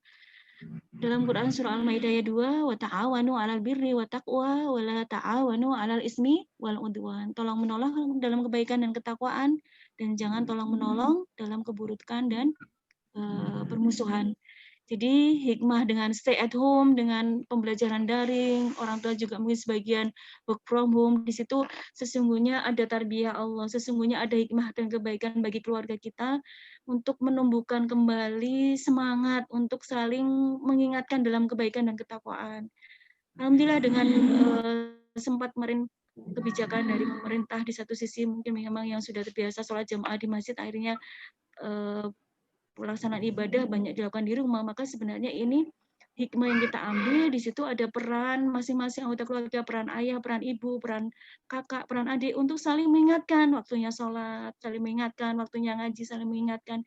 Nah, peran-peran inilah yang mungkin agak kesulitan kita dapatkan ketika kondisi normal tentunya ayah bunda gitu ya. Jadi alhamdulillah dengan hikmah di bawah COVID-19 ini, di balik kesulitan-kesulitan yang ada, ternyata kebaikan-kebaikan yang Allah berikan ini luar biasa banyak sekali. Baik, bunda yang dirahmati Allah Subhanahu Wa Taala, itu tadi hikmah yang bisa kita ambil untuk kebaikan keluarga kita masing-masing, sehingga mudah-mudahan ketika kita mampu mengambil hikmah tadi, kita mampu bersyukur kepada Allah Subhanahu Wa Taala yang dengan syukur itu akan menambah nikmat dan keberkahan bagi keluarga kita. Selanjutnya, bagaimana sih tips syar'i gitu ya, bagaimana ikhtiar syar'i kita sebagai orang tua untuk menjadikan kita ini orang tua yang hebat gitu ya, orang tua yang terbaik di sisi Allah Subhanahu Wa Taala, yang ketika insya Allah kita ini menjadi orang tua yang terbaik di sisi Allah, otomatis jaminan Allah kita pun akan menjadi orang yang terbaik di dunia ini insya Allah. Ya. Ada 5 ya bunda yang bisa kita ikhtiarkan, kita perjuangkan tahapan-tahapan ini yang mudah-mudahan menjadi solusi bersama menghadapi kondisi yang serba tidak menentu seperti ini gitu ya, masa-masa di mana barangkali memang dari aspek pendidikan kita masih harus terus bisa mendampingi anak-anak di rumah, pembelajaran di rumah gitu ya, sehingga mudah-mudahan dengan tahapan-tahapan atau ikhtiar-ikhtiar syar'i ini kita mampu menjadikan diri kita ini menjadi tadi targetnya menjadi pendidik yang terbaik bagi siapa? Bagi buah hati kita masing-masing. Baik, yang pertama tipsnya atau ikhtiar syar'inya adalah manajemen takwa ayah bunda. Jadi menghadapi kondisi yang seperti ini di saat Allah tidak hanya menguji kita dari sisi pendidikan, tapi juga mungkin dari aspek ekonomi, kemudian aspek sosial. Barangkali sebagian orang tua juga Allah uji dengan harus kehilangan pekerjaan gitu ya. Kemudian sebagian juga harus mengalami kondisi yang tidak maksimal dalam bekerja gitu, harus dari rumah dan sebagainya, maka dalam menghadapi kondisi ruhiyah atau hati yang secara emosional tidak stabil ini, maka peran atau manajemen yang pertama kita perjuangkan adalah memperbaiki ketakwaan kita kepada Allah Subhanahu wa taala. Memperbaiki hubungan kita kepada Allah Subhanahu wa taala. Setiap ada masalah, semakin banyak masalah yang kita berikan, yang Allah berikan, maka tidak ada cara lain yang pertama dan utama kecuali kita mengembalikan seluruh urusan kita kepada Allah Subhanahu wa taala. Jadi kita mengatur kembali, kita memperbaiki kembali ke ibadah kita masing-masing. Kenapa? Karena sesungguhnya janji Allah dalam Quran surat At-Tolak, barang siapa yang bertakwa kepada Allah, niscaya dia akan memberikan jalan keluar, gitu ya, dan memberikan rizki dari arah yang tidak disangka-sangka. Sehingga insya Allah semakin kita mendekat dengan Allah dengan berjalan, maka Allah akan mendekati kita dengan berlari. Jadi sejauh mana kita mendekat kepada Allah, maka Allah juga akan semakin dekat kepada kita. Cara mendekatkan diri kita kepada Allah dengan apa? Memperbanyak, meningkatkan ibadah-ibadah kita kepada Allah, gitu ya. Meningkatkan dan memenuhkan segala hak Allah, menjaga hak Allah dengan baik, sehingga mudah-mudahan Allah akan menjaga kita. Yang kedua, ayah bunda yang dirahmati Allah, ayah bunda hebat level 1 semuanya. Ikhtiar syar'i menjadi orang tua hebat dunia akhirat adalah manajemen kolbu atau hati, gitu ya. Karena sesungguhnya ini juga kita saat ini sedang diuji oleh Allah dengan ketidakstabilan emosi, ketidakstabilan dalam mengelola emosi kita atau marah kita, gitu ya, terutama kepada anak kita barangkali ya. Nah, barometernya kalau dalam waktu 24 jam gitu ya. Dalam waktu 24 jam kok ternyata lebih banyak durasi waktu kita emosional gitu ya. Kita banyak marahnya daripada banyak sabarnya gitu ya. Contoh kalau misalkan dari 24 jam ternyata selama 15 jam kita lebih banyak tidak stabilnya, lebih banyak emosinya, apalagi ke anak gitu ya. Makanya seperti ini berarti secara kolbu, secara posisi hati kita sebagai pusat dari seluruh kebaikan jasad ini adalah perlu kita stabilkan kembali gitu ya. Jadi indikatornya mungkin salah satu itu barangkali ayah bunda ya. Jadi kalau dalam waktu 24 jam kalau kita ini lebih banyak ngomelnya, lebih banyak marahnya ke anak yang di depan kita sepertinya lebih banyak nggak benernya daripada benernya gitu ya. Maka barangkali ini kita perlu ngecas kembali, perlu memanage kembali hati kita ini karena sesungguhnya hati itu ketika hati ini baik maka akan berpengaruh terhadap jasad kita, secara fisik kita, kemudian dalam sikap kita, dalam pola pikir kita, seperti itu. Jadi hati itu adalah mampu mengendalikan emosi kita. Maka perlu cepat-cepat kita stabilkan ketika sudah mulai frekuensi marahnya lebih banyak gitu ya. Ada beberapa cara untuk mengobati hati yang secara emosional lebih banyak emosi daripada tidak ya menurut Ibnu Qayyim Al-Jauzi, ayah bunda. Sebagai yang pertama, sebagaimana fisik kita ini butuh makanan, maka hati kita ini juga butuh makanan ternyata. Ya, jadi apa itu nutrisi hati? Nutrisi hati adalah kembali kepada poin pertama, ibadah dan zikir kepada Allah Subhanahu wa taala. Jadi ketika hati kita ini sudah mulai lemah, bawaannya marah gitu ya, bawaannya emosi, kemudian banyak tuntutan yang kita berikan kepada anak gitu ya. Ketika tidak terpenuhi tuntutan itu meningkatkan intensitas marah kita gitu ya, seperti itu. Sehingga pada kondisi seperti ini kita cepat-cepat bermunajat kepada Allah, cepat-cepat meningkatkan ibadah kita gitu ya. Minimal dengan berzikir, memperbanyak istighfar dan sebagainya. Kemudian sebagaimana fisik kita saat ini juga butuh suplemen gitu ya, mungkin dengan vitamin C, mungkin dengan habatus sauda, dengan madu dan sebagainya, maka hati pun butuh suplemen ternyata. Suplemennya adalah dengan menjaga diri dari dosa dan maksiat. Dan yang terakhir, untuk membersihkan sumber penyakit hati, maka dengan memperbanyak istighfar. Istighfar dan taubat yang terbaik, ayah bunda, itu Rasulullah ajarkan terutama waktu sahur. Jadi kurang lebih 10-15 menit menjelang waktu subuh. Itu adalah waktu yang terbaik untuk banyak beristighfar pada Allah Subhanahu wa taala. Baik, ayah bunda yang dirahmati Allah Subhanahu wa taala, yang orang tua hebat, orang tua yang senantiasa dimuliakan Allah Subhanahu wa taala gitu ya. Yang ketiga, tahapan yang bisa kita ikhtiarkan sebagai orang tua yang hebat dunia akhirat adalah manajemen doa dan zikir. Ini juga tidak kalah pentingnya tahapan ini, karena sesungguhnya penekanan pada poin ini, ayah bunda yang dirahmati Allah Subhanahu wa taala, anak adalah amanah dari Allah Subhanahu wa taala. Anak-anak kita adalah titipan Allah, hati anak-anak kita dipegang oleh Allah, semuanya dikuasai oleh Allah, sehingga kita ini orang tua hanya berikhtiar. Sedangkan hasil semuanya adalah milik Allah Subhanahu wa taala. Sehingga yang dinilai oleh Allah adalah proses kita. Sedangkan hasil ketika kita mungkin sudah berusaha maksimal gitu, tadi sudah diceritakan Ustaz Alek ya, saya sudah berusaha memfasilitasi anak dengan semaksimal mungkin gitu ya, kemudian sudah memberikan sekolah yang terbaik untuk anak kami gitu ya, tapi kenapa anak saya juga belum menunjukkan sesuai hasil yang diharapkan oleh orang tua barangkali. Maka satu hal yang harus kita ingat ayah bunda, bahwasanya anak itu adalah titipan dari Allah yang kita hanya diberikan tugas oleh Allah untuk membimbing, untuk memaksimalkan potensi mereka dengan sebaik-baiknya, sedangkan hasil itu mutlak dari Allah Subhanahu wa taala. Sehingga untuk mendukung ini semua, kita perlu setelah berusaha maksimal dengan segala ikhtiar kita, maka kita perjuangkan juga lewat doa dan zikir. Karena sesungguhnya ud'uuni astajib lakum. Allah janjikan kalau kita berdoa maka akan Allah kabulkan gitu ya. Baik, ayah bunda yang dirahmati Allah, insya Allah beberapa doa yang bisa kita panjatkan kepada Allah, terutama di waktu-waktu yang mustajabah gitu ya. Di antaranya surah Al-Furqan ayat 74, Rabbana hablana min azwajina wa dzurriyyatina qurrata a'yun waj'alna lil muttaqina imama.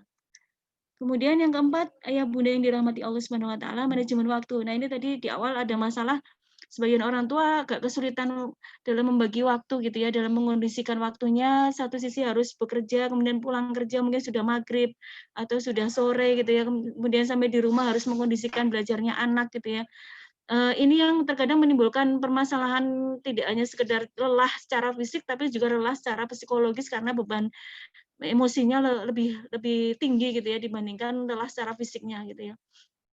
Maka dalam kesempatan ini apa yang perlu kita ikhtiarkan, yang perlu kita ikhtiarkan mengatur kembali waktu gitu ya, karena memang saat ini dalam kondisi yang serba tidak menentu seperti ini, tetap kita sesekali gitu ya Bunda mengevaluasi waktu kita barangkali ya. Jadi kalau kita apa ya, dalam waktu 24 jam yang Allah berikan ini ternyata kok kita tidak menemukan waktu untuk bisa mendampingi anak. Kita tidak bisa maksimal untuk memaksimalkan potensi kita sebagai orang tua dan sebagai pendidik di rumah, maka barangkali perlu kita preteli gitu ya. Mungkin perlu kita jabarkan waktu kita gitu ya. Barangkali ternyata sebenarnya kita ini punya waktu untuk mendampingi anak gitu ya. Tapi ternyata justru waktu kita ini banyak terpakai untuk kepentingan kita pribadi gitu, kepentingan kita sendiri yang mungkin saat ini yang memang ternyata tidak cuma anak gitu yang menghadapi godaan yang luar biasa gitu ya. Bahwasanya ternyata orang tua pun kadang lemah gitu, kadang kalah dengan godaan dari gadget gitu ya, barangkali ya Bunda ya. Jadi ternyata tidak cuma anak, kendalanya juga ternyata orang tua sebenarnya ketidakmampuannya mendampingi anak itu bukan karena nggak ada waktu, tapi ternyata waktunya itu banyak yang kurang bisa memberikan manfaat gitu ya, atau justru dipakai untuk hal-hal yang tidak mendukung untuk pembelajaran anak karena mungkin asik dengan berselancar di media sosial dan sebagainya barangkali gitu ya.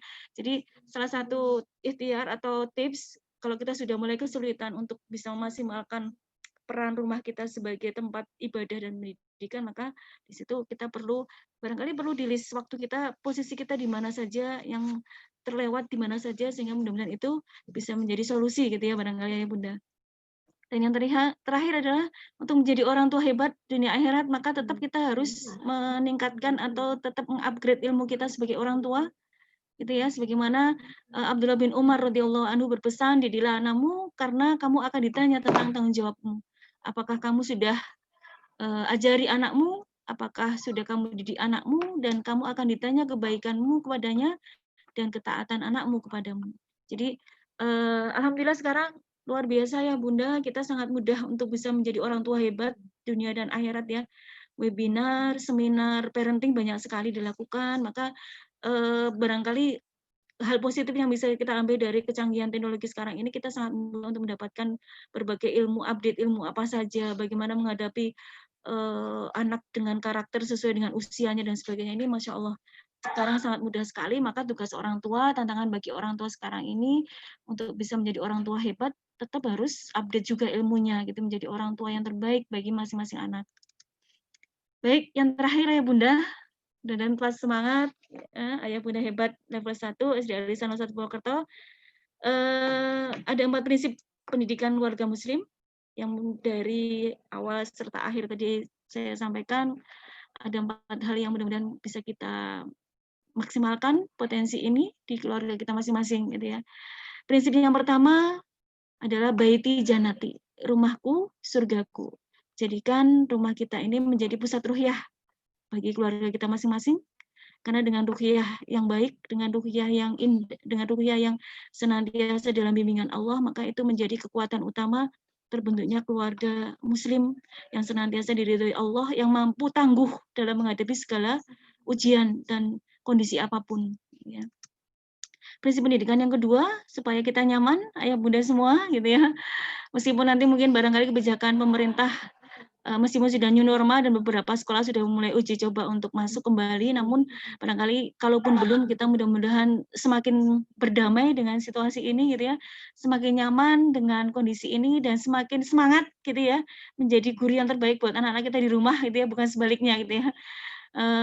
Bukan sebaliknya, tapi kita sudah mulai enjoy menjadi, oh ya, kita sudah tahu polanya menghadapi anak kita, karena tentunya kita yang melahirkan, tentunya kita juga yang paling tahu kekurangan dan kelebihannya, gitu ya. Maka prinsip pendidikan yang kedua adalah baiti madrasati, ya, rumahku sekolahku, gitu ya. Tanamkan ini dalam prinsip kita sebagai orang tua sehingga kita akan senang, gitu ya, berusaha untuk mendesain rumah kita ini, mengondisikan rumah kita ini betul-betul menjadi tempat belajar yang terbaik untuk anak-anak kita yang mampu memaksimalkan seluruh potensi putra-putri kita masing-masing ini, sehingga mudah-mudahan tadi bisa memberikan proses yang maksimal yang bisa kita pertanggungjawabkan kepada Allah Subhanahu wa taala. Prinsip yang keempat, yang ketiga, abi wa ummi uswati. Ayah bunda yang hebat, ayah bunda hebat yang dirahmati Allah Subhanahu wa taala. Ini juga tidak kalah pentingnya dalam proses pendidikan kita sebagai orang tua dalam mendidik putra-putri kita, bahwasanya kita adalah cerminan dari anak-anak kita. Sebagaimana tadi disampaikan oleh Ustaz Alek, bahwasanya bagaimana perilaku anak, maka sesungguhnya tidak akan jauh dari perilaku orang tuanya. Bagaimana kondisi anak di sekolah, bagaimana kondisi perkembangan anak di sekolah, sesungguhnya tidak akan jauh dari perkembangan dan kondisi orang tuanya.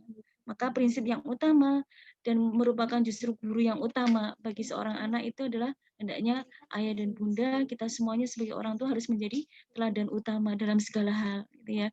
Tadi sudah disampaikan keteladanan seperti apa, gitu ya. Kalau anak kita tuntut untuk ngaji, sudahkah kita sebagai orang tua mencontohkan juga, bukan menyempatkan ya, menjadikan membaca Al-Quran ini sebagai bagian dari waktu kita setiap hari, gitu ya. Kalau kita menginginkan anak kita sholat tepat waktu, sudahkah kita memberikan teladan, gitu ya. Kita pun berusaha untuk bisa melaksanakan sholat pada waktunya juga. Yang terakhir, ayah bunda, 4 prinsip pendidikan keluarga muslim, abi wa umi ustadi. Ini ya, mudah-mudahan menjadi motivasi bagi kita juga, semakin semangat dalam mendampingi pembelajaran online, pembelajaran anak daring putra-putri kita masing-masing, dengan menjadikan diri kita ini menjadi guru terbaik, gitu ya, menjadi figur terbaik, menjadi idola terbaik, gitu ya, sehingga tidak ada lagi meme yang anak merasa ketakutan, anak merasa tidak nyaman dengan orang tuanya sendiri, gitu ya. Tapi mudah-mudahan dengan semakin berjalan waktu, ayah bunda sudah mendapatkan solusi, sudah menemukan pola, maka kita akan semakin enjoy, gitu ya, dengan pola pembelajaran kita masing-masing di rumah tentunya. Ya, barangkali ini ayah bunda sebagai closing mungkin. Sebagai closing dari silaturahmi kita, sharing kita hari ini. Mudah-mudahan Allah memberikan kemudahan bagi kita semuanya. Selamat berjuang menjadi orang tua hebat dunia akhirat, ya. Anak yang hebat hanya dititipkan pada orang tua hebat. Dan ayah bunda adalah orang tua terbaik yang dipilih oleh Allah untuk sang buah hati tercinta. Silakan dipeluk ayah bunda, putranya masing-masing mungkin ada di sekitar ayah bunda ya. Ya, ayah bunda harus selalu mensyukurinya bahwa ayah bunda adalah orang tua terbaik yang Allah pilih untuk dihadirkan buah hati ayah bunda masing-masing. Oke? Happy family, happy kids, and happy parents. Ya, mudah-mudahan Allah Subhanahu wa taala memudahkan ikhtiar kita menjadi orang tua yang terbaik yang mampu kita pertanggungjawabkan secara dunia akhirat. Jazakumullah khairan katsiran ayah bunda semua yang sudah berkenan sharing bersama-sama di majelis yang Allah muliakan ini. Semoga tadi Allah memberikan keberkahan semua yang benar dari Allah. Semoga memberikan manfaat khususnya buat saya pribadi yang saat ini juga sedang berproses menjadi orang tua yang baik. Dan mudah-mudahan membawa keberkahan untuk ayah bunda semua. Barakallahu fikum, hadanallahu wa iyyakum ajma'in. Wassalamualaikum warahmatullahi wabarakatuh. Waalaikumsalam warahmatullahi wabarakatuh. Iya. Iya.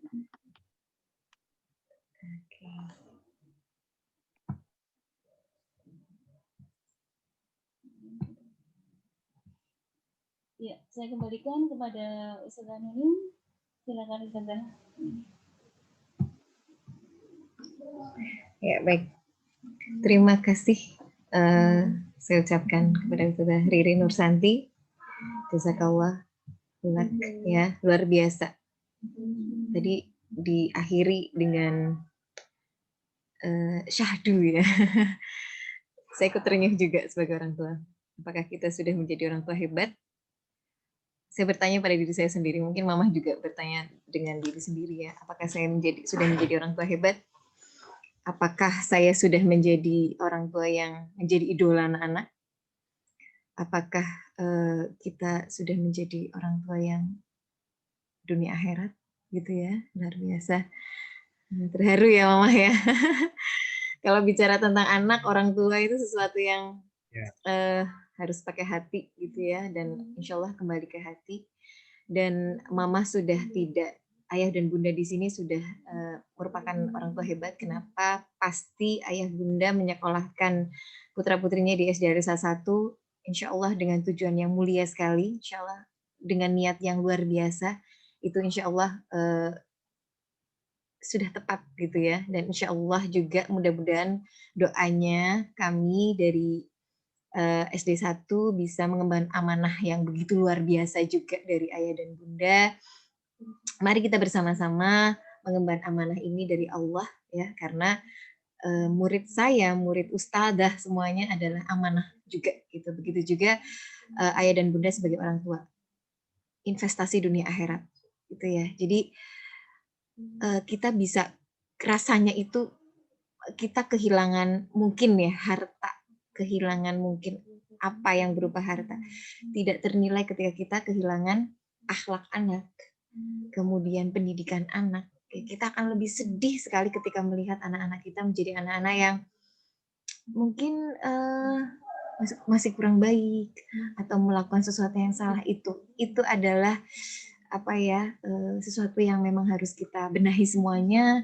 Dan namanya akhlak, namanya ibadah, kebiasaan anak gitu ya, itu berproses Mama. Jadi memang harus dimulai dari sekarang juga gitu ya. Baik ayah bunda semuanya, tadi saya sudah membaca beberapa komentar yang kaitannya nanti akan ditanyakan, dan trending pertanyaannya adalah tentang mood anak Ustazah Ririn. Ini gimana nih Ustazah gitu ya, curhat dong Ustazah gitu ya. Aduh gimana nih anak saya ini moodnya nih gak baik banget gitu ya. Dan juga kebanyakan itu sih, memang sih itu trending masalahnya gitu ya. Ketika kita mengajar anak gitu, kita sebagai orang tua sekaligus. Baik. Saya sudah dapat pertanyaan ini, ada tim saya juga di depan saya yang dari tadi itu bacain komentarnya Mama gitu ya. Dari awal sampai akhir gitu ya, dari Ustazah Novi. Baik, terima kasih Ustazah Novi sudah memberikan pertanyaan. Insya Allah ini precious ya. Jadi kita memang mendidik anak dengan reward dan punishment, bukan punishment ya, konsekuensi logis gitu. Itu harus imbang. Begitu juga saya akan mengajarkan kepada Mama tentang reward gitu ya, bahwa ketika sudah melakukan perbuatan yang baik, ketika sudah berprestasi, berarti dikasih reward. Nanti saya akan transfer rewardnya ya, tapi bukan berarti makanan, tenang aja. Ya, nanti berupa pulsa. Oke ya, Ma? Oke. Saya aja mau nelaah nih. Ini ribet yang oke ini apa ya dalam masa-masa kayak gini? Makanan enggak lah ya. Mama enggak butuh makanan. Mama tuh udah biasa masak di rumah. Jadi atau baju nih, aduh baju ini kayaknya custom banget gitu ya. Takutnya enggak sesuai gitu ya. Oke, jadi diputuskan nanti second transfer. Nah, nih pertanyaan yang saya baca berarti nanti silakan mengirimkan nomor telepon. Ke siapa? Ke siapa ya saudara ya? Ke saya ya. Oke deh, boleh. Saya transfer pulsanya. Gak seberapa sih, tapi insya Allah bermanfaat. Baik, yang pertama saudara Ririn. Ya, dari nanti berarti saya baca dulu atau saya baca semuanya saja ya, saudara Ririn sama. Yang pertama dari 1E27. Coba nih. Berarti 1E itu kelas. 1E itu ada intan ya. Kelas Umar bin Abdul Aziz. Old friend masalah. Nama kelasnya berubah semakin tahun lalu. Umar bin Abdul Aziz nomor 27. Siapa nih Mama? Sekarang chat. Oh, Sarah Aulia. Mau bertanya Us, ibu kebanyakan berperan lebih banyak sebagai guru di rumah. Bagaimana cara menyamakan visi misi antara ayah dan ibu dalam proses pembelajaran khususnya di rumah. Terkadang ketika ibu keras, ayah akan menegur agar tidak terlalu keras kepada anak. Sehingga terkesan ibu galak. Ya, bagaimana cara menyamakan visi misi ini agar anak tidak bingung? Terima kasih Ustazah. Ya. Baik. Langsung dijawab atau Boleh langsung aja. Biar sesuai dengan pertanyaan ya, Ayah Bunda semua. Sebenarnya jazakillah kepada Mama Sarah. Mama Sarah, betul, Masya Allah pertanyaannya luar biasa. Mudah-mudahan kita sharing di sini, mudah-mudahan memberikan manfaat dan keberkahan seperti itu. Memang yang tadi di poin kedua barangkali Ayah Bunda ya, dari hikmah COVID-19 ini, wabah COVID-19 ini bagi keluarga muslim, yaitu mengembalikan peran orang tua sebagai guru utama. Di situ memang ada lanjutannya bahwa ibu adalah sekolah utama bagi anak, karena memang secara fitrah kedekatan emosional ibu ini lebih besar dibandingkan ayah itu ya. Namun secara pelaksanaannya Allah memerintahkan masing-masing suami dan istri, ayah dan ibu ini punya peran yang sama. Dan barangkali justru seorang ayah ini perannya harusnya lebih utama gitu ya. Karena sesungguhnya seorang suami akan dimintai pertanggungjawaban terhadap pendidikannya kepada istri dan putra-putranya gitu ya. Kalau ibu berarti terhadap pendidikan putra-putranya. Nah, dalam kondisi seperti ini, ayah bunda barangkali hikmah yang bisa kita ambil dengan kita diperingatkan oleh Allah agar kembali bisa menjadi orang tua, memaksimalkan peran kita sebagai orang tua, bahwa kita ini punya, ketika sudah diberikan gelar sebagai orang tua, maka di situ langsung tersematkan juga kita ini adalah sebagai pendidik, sebagai guru bagi anak-anak kita. Nah, peran ini memang harus sama-sama dipahami baik oleh ibu dan juga ayah khususnya terutama gitu ya, karena memang hampir sebagian besar ini secara pelaksanaan, secara aplikasinya memang ibu ya, memang para bunda, para mama semua yang terlibat gitu ya.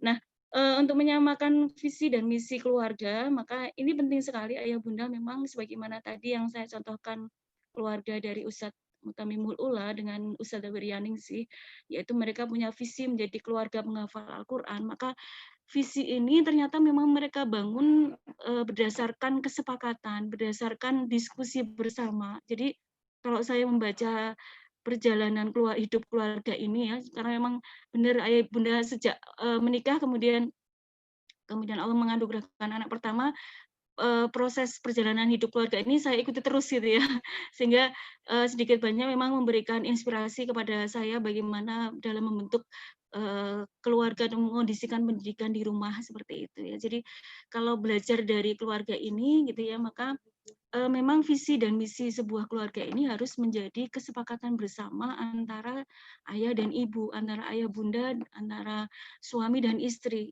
Nah, membangunnya seperti apa? Membangunnya memang ketika memang sekarang sudah berjalan, sudah lewat beberapa tahun, maka tidak ada kata terlambat untuk kembali mengevaluasi, kembali memperbaiki visi misi keluarga kita ini mau dibawa kemana keluarga kita ini. apakah dibawa menjadi keluarga seperti tadi, mungkin kita punya visi bahwa kita ingin menjadikan seluruh anggota keluarga ini penghafal Al-Quran, atau kita ingin menjadikan seluruh anak-anak kita ini menjadi keluarga pengusaha sukses dan sebagainya, maka masing-masing keluarga hendaknya menyusun bersama. Nah, tentunya untuk mampu menyepakati ini memang butuh waktu untuk sharing gitu ya, antara suami dan istri gitu ya. Barangkali memang kendalanya yang LDR, Ustazah Nunung ya. Ya. Nanti juga ada Mungkin, pertanyaan itu. oh iya, Oke. ayah bunda yang harus Iya. berjauhan dengan suami, gitu. Ayah bunda yang mungkin berjauhan dengan suami yang seperti ini memang. Namun alhamdulillah dengan kecanggihan teknologi sebenarnya sekarang sudah tidak menjadi kendala lagi, kita bisa saling diskusi, bisa saling sharing, mungkin lewat video call atau mungkin lewat telepon dan sebagainya. Maka memang ketika ayah bunda sekarang ini menghadapi kesulitan dalam kondisi anak, maka ini silakan disampaikan pada suami ketika pada saat ini mungkin suami sampai detik ini pun mungkin kurang peduli terhadap pendidikan anak kita mungkin ya. Ya, karena merasa sudah ada ibunya sudah gitu ya.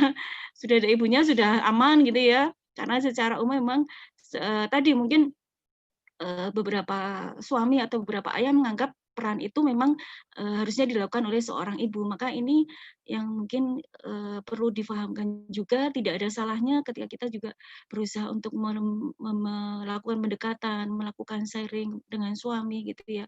Berusaha mungkin ketika waktu santai gitu ya, mungkin waktu sama-sama longgar, dalam kondisi sedang tidak capek, dalam kondisi mungkin ayah sedang tidak banyak tugas, tidak banyak pikiran, maka waktu-waktu yang seperti ini mungkin kesempatan bagi kita seorang istri, waktu-waktu yang quality time, waktu-waktu yang meskipun secara durasi tidak banyak, tapi secara kualitas memberikan manfaat, maka silakan disampaikan ayah bunda, barangkali mungkin bunda merasa lebih banyak berperan, maka peran ini harus kita sharingkan supaya semuanya bisa dilaksanakan secara seiring dan masing-masing melakukan peran dengan sebaik-baiknya. Jadi ayah tetap harus berperan dalam hal ini karena sesungguhnya justru peran ayah ini punya peran ganda mendidik istri dan putra-putranya harusnya ya seperti itu.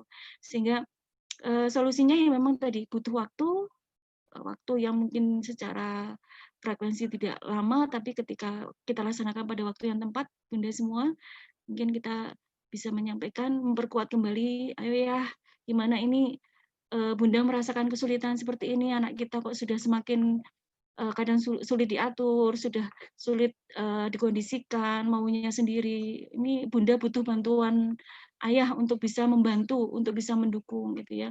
Ini perlu disampaikan karena terkadang beban ini dirasakan oleh bunda sendiri gitu ya karena kurang keterbukaan, kurang adanya komunikasi gitu ya.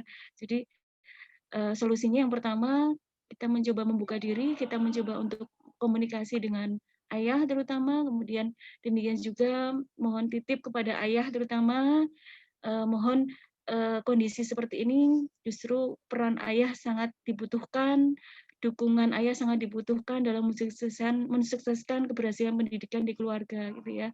Jadi yang pertama solusinya untuk membangun visi, bangun komunikasi, kemudian membangun komunikasi di waktu yang tepat seperti itu. Kemudian yang terakhir ayah bunda diikhtiarkan dengan doa gitu ya.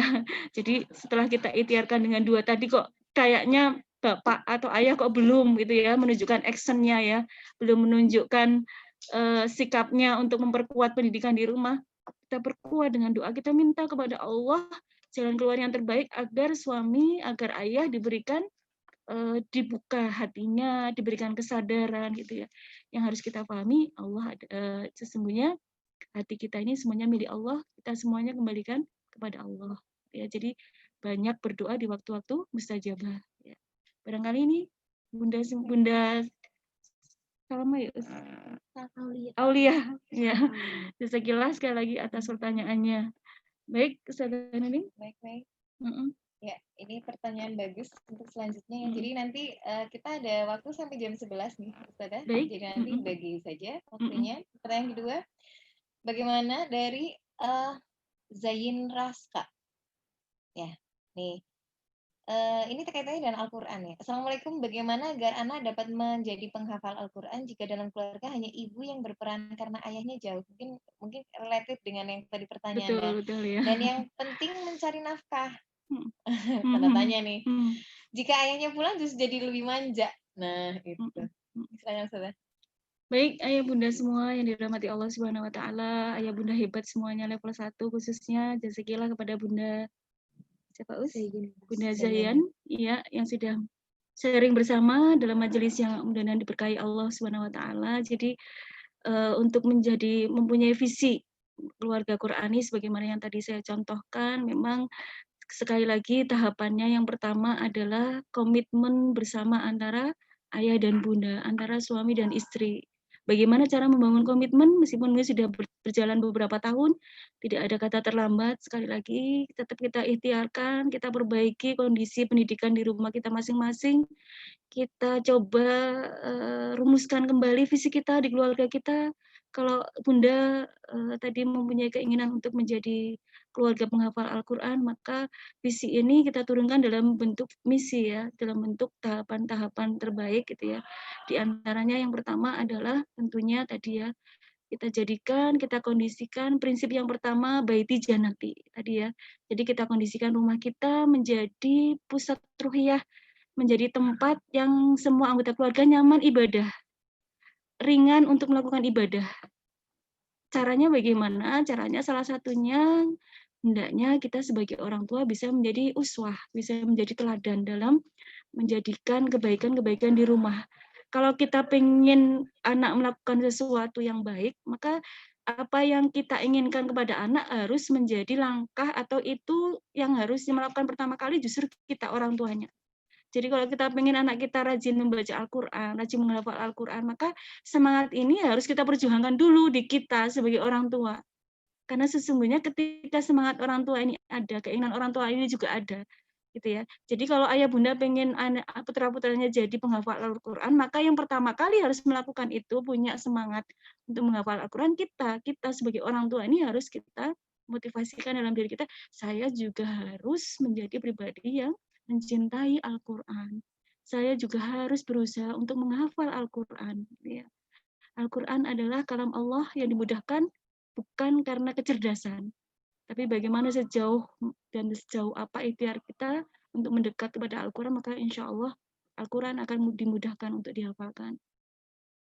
Jadi ayah bunda yang pertama tahapannya tadi ya menyusun visi keluarga. Kalau sudah tersusun maka siapa yang harus pertama kali menjalankan misi atau untuk mewujudkan cita-cita dari maka kita sebagai orang tua harus kita posisikan menjadi contoh yang pertama dulu. Setelah kita mampu sambil berikhtiar menyempurnakan, maka kita berproses yang kedua menularkan cita-cita ini kepada putra-putri kita.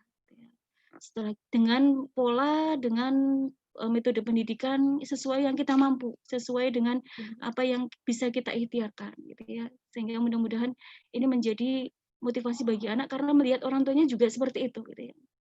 Jadi selama ini mungkin agak kebalik ya Bunda bagi sebagian keluarga muslim itu ya. Jadi kadang orang tua menuntut putranya rajin sholat, punya hafalan yang banyak gitu ya. Tapi motivasi ini hanya dituntutkan pada anak gitu ya. Sementara orang tua tidak ada beban sama sekali gitu ya. Mereka memang mencetak generasi yang seperti itu tapi tidak menempatkan posisi cita-cita itu pada diri masing-masing orang tua gitu ya. Jadi apa yang menjadi visi keluarga, maka itu yang menjadi pelaku pertama harusnya memang adalah orang tua, gitu ya. Yang itu akan menjadi cerminan bagi anak-anak kita. Kemudian yang selanjutnya, tadi ikhtiar kita untuk menjadikan anak-anak kita adalah generasi yang terbaik, memiliki lingkungan yang baik, gitu ya. Alhamdulillah ya Bunda sudah menjalankan tahapan itu, memiliki sekolah yang terbaik yang bisa mendukung pada visi tadi ya. Sekolah Al-Irsyad insya Allah punya visi juga membekali anak-anak menjadi generasi Qurani gitu ya dengan memaksimalkan peran atau potensi untuk mampu menghafal Al-Quran ini dengan baik. Dan yang ketiga, kekuatan doa. Mungkin ini juga tidak kalah pentingnya ayah bunda dalam mewujudkan visi kita menjadi anak-anak melahirkan generasi Qurani ya. Jadi setelah kita berikhtiar maksimal, kita maksimalkan juga ikhtiar doa kita kepada Allah Subhanahu wa taala. Barangkali ini Bunda yang bisa kami sampaikan untuk pertanyaan kedua. Silakan Bu Nini. Ya, mungkin pertanyaan terakhir ya. Iya. Oke. Ya baik, terima kasih dari Rin. Mungkin ini Mhm. pertanyaan terakhir ya. Ya. Baik, berikutnya ini HP ya. Mungkin tadi sudah disinggung, tapi mungkin diperdalam lagi. Betul ya, silakan. Dengan dari Mama Reza Fardian Subagio. Mhm. Kelas apa nih ya? Nanti kita cari. Iya. Dengan adanya proses pembelajaran daring, terjadi minat anak-anak pada HP semakin meningkat. Bagaimana untuk mengatasinya dengan bijak untuk bisa mengurangi minat anak untuk main gadget, game terutama nih. Ya, terima kasih. Silakan. Ya. Baik, ayah bunda yang dirahmati Allah Subhanahu wa taala, ayah bunda hebat semuanya yang mudah-mudahan dimudahkan oleh Allah dalam mencetak generasi yang tangguh, generasi muslim yang tangguh, yang senantiasa diridhai Allah Subhanahu wa taala. Pertanyaan ketiga dari Bunda Reza ini mungkin mewakili dari keresahan atau permasalahan yang sebagian besar memang dialami orang tua dalam mengkondisikan putra-putrinya terkait berinteraksi dengan gadget. Ayah bunda yang dirahmati Allah Subhanahu wa taala, seperti yang kita ketahui memang kondisi ini ujian yang Allah berikan saat ini memang semuanya adalah atas kehendak Allah Subhanahu wa taala, meskipun kita akui memang kita dijadikan menjadi masyarakat digital atau society digital itu lebih awal gitu ya. Istilahnya dengan adanya wabah ini, dengan adanya musibah ini, mau tidak mau kita semuanya dampak dari wabah ini kita semuanya akhirnya menjadi masyarakat digital lebih awal tanpa adanya pembekalan lebih dalam tentang bagaimana kita berinteraksi gitu ya. Pemahaman berinteraksi dengan gadget atau media sosial yang lain, pemahaman atau sosialisasi terkait ini memang kurang diberikan di awal gitu ya, sehingga yang kita alami saat ini memang kita pun kesulitan dalam mengondisikan putra-putri kita di sebagian keluarga mungkin dalam mengkondisikan anak yang mungkin secara waktu lebih banyak berinteraksi dengan gadget yang ujung-ujungnya memang mereka kemudian lebih banyak dengan game gitu ya, seperti itu. Nah, barangkali sedikit sharing ayah bunda untuk bisa menghadapi atau mengkondisikan yang seperti ini, tetap yang pertama adalah kita harus senantiasa optimis bahwa di balik segala kesulitan pasti ada kemudahan. Inna ma'al usri yusra. Bahwa setelah kesulitan itu pasti ada kemudahan. Inilah kasih sayang Allah, kita ini diberikan anugerah yang luar biasa oleh Allah. Kita terus diberikan pendidikan oleh Allah menjadi orang tua yang harus selalu semangat untuk memperbaiki diri, gitu ya. Maka salah satu yang bisa kita ikhtiarkan dengan anak yang secara waktu memang lebih banyak bermain game atau mungkin mengakses konten-konten yang lain seperti itu yang justru tidak mendukung pada pembelajarannya, maka yang bisa kita lakukan adalah membangun komitmen kembali ayah bunda dengan putra-putri kita masing-masing gitu ya. Jadi sekali waktu mungkin tadi peran ayah di sini juga penting sekali dalam membangun komitmen di keluarga. Jadi untuk visi berikutnya ketika kita sudah punya target di keluarga kita mau dibawa kemana keluarga kita, maka salah satu tahapan untuk mencapai itu kita harus punya kesepakatan bersama, punya komitmen bersama gitu. Pun terkait bagaimana terkait penggunaan gadget gitu ya.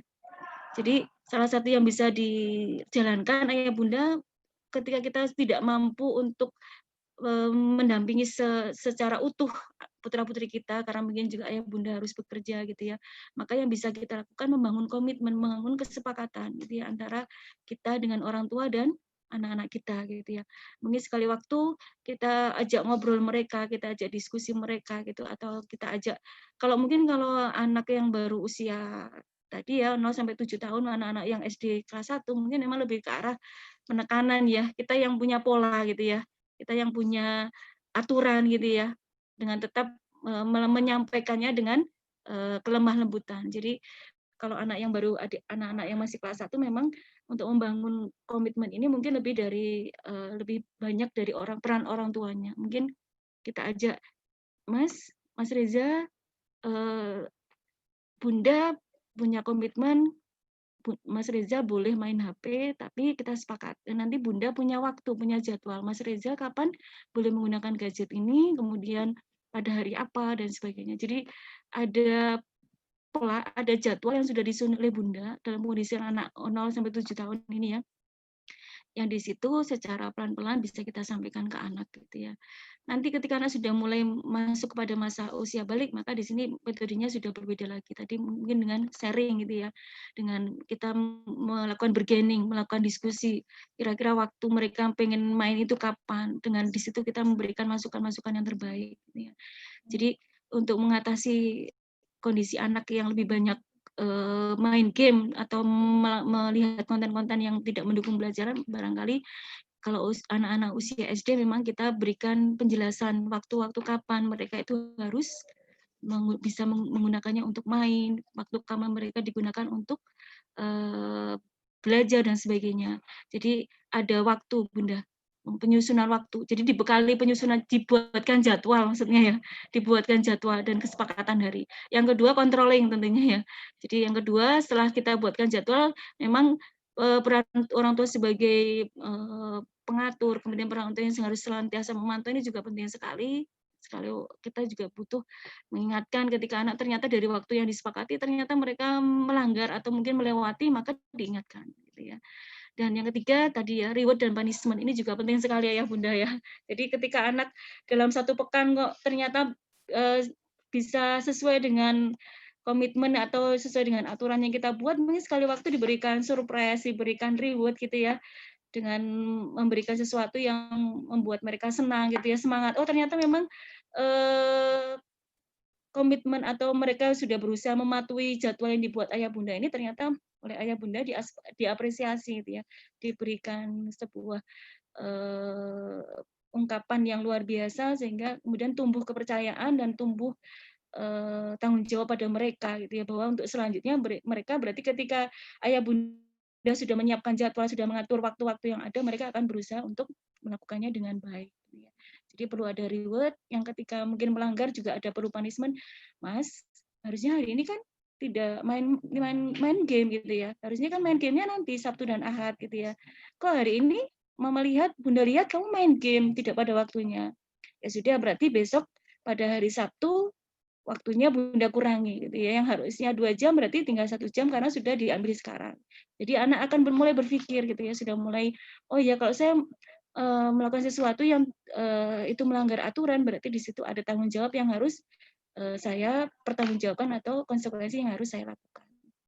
Barangkali ini Ayah Bunda yang bisa saya sampaikan, mudah-mudahan bisa memberikan solusi bersama, kebaikan bersama. Sekali lagi mudah-mudahan bermanfaat khususnya buat saya pribadi dan mudah-mudahan untuk Bunda semuanya. Selamat sekali lagi menjadi orang tua hebat untuk masing-masing putra-putri kita tercinta. Terima kasih Ayah Bunda. Syukron. Wassalamualaikum warahmatullahi wabarakatuh. Waalaikumsalam. Ya, menarik sekali. Terima kasih Saudari Ririn, luar biasa. Yang tadi disampaikan begitu mewakili ya. Insya Allah kita hanya bisa sampai jam 11 Ayah Bunda. Insya Allah kalau ini adalah apa ya, program yang Ayah Bunda silakan bisa disampaikan ke WhatsApp untuk tema-tema selanjutnya yang update dengan anak-anak gitu ya. Khususnya di masa-masa ini boleh kita akan agendakan ulang, bukan agendakan lagi dengan tema yang berbeda. Dan mungkin bagi ayah bunda yang tadi saya lihat banyak sekali pertanyaan, tapi saya pilih untuk yang mewakili nih, karena ada beberapa yang sama juga. Begitu ya Serina siap untuk episode 2-nya ya? Insya Allah.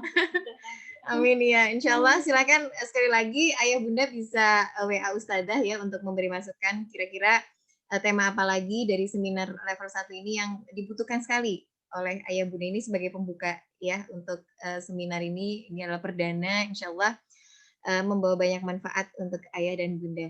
Baik Ustadzah, terima kasih kami sampaikan kepada semua ayah bunda dari level 1 yang selalu semangat dan siap menjadi orang tua hebat dunia akhirat ya di masa pandemi ini, insya Allah.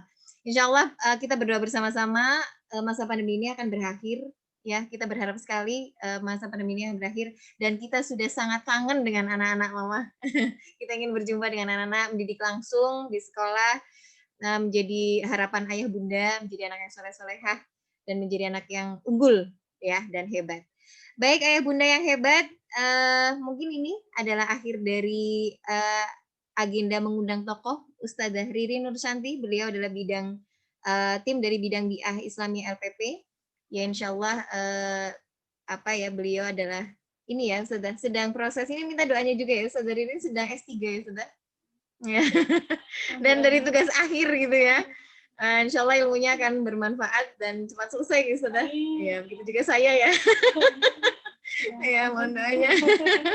Semoga disegerakan disuksesan dan ilmunya bermanfaat. Insya Allah dari Yayasan Al-Iqad selalu berupaya membuat SDM-nya menjadi SDM yang unggul dengan disekolahkan lagi gitu ya, dan selalu menggali, selalu belajar. Begitu juga ayah bunda yang sudah bergabung menjadi tim dari SDR 1 ya, sebagai wali murid juga terus belajar, berusaha menjadi orang tua yang hebat.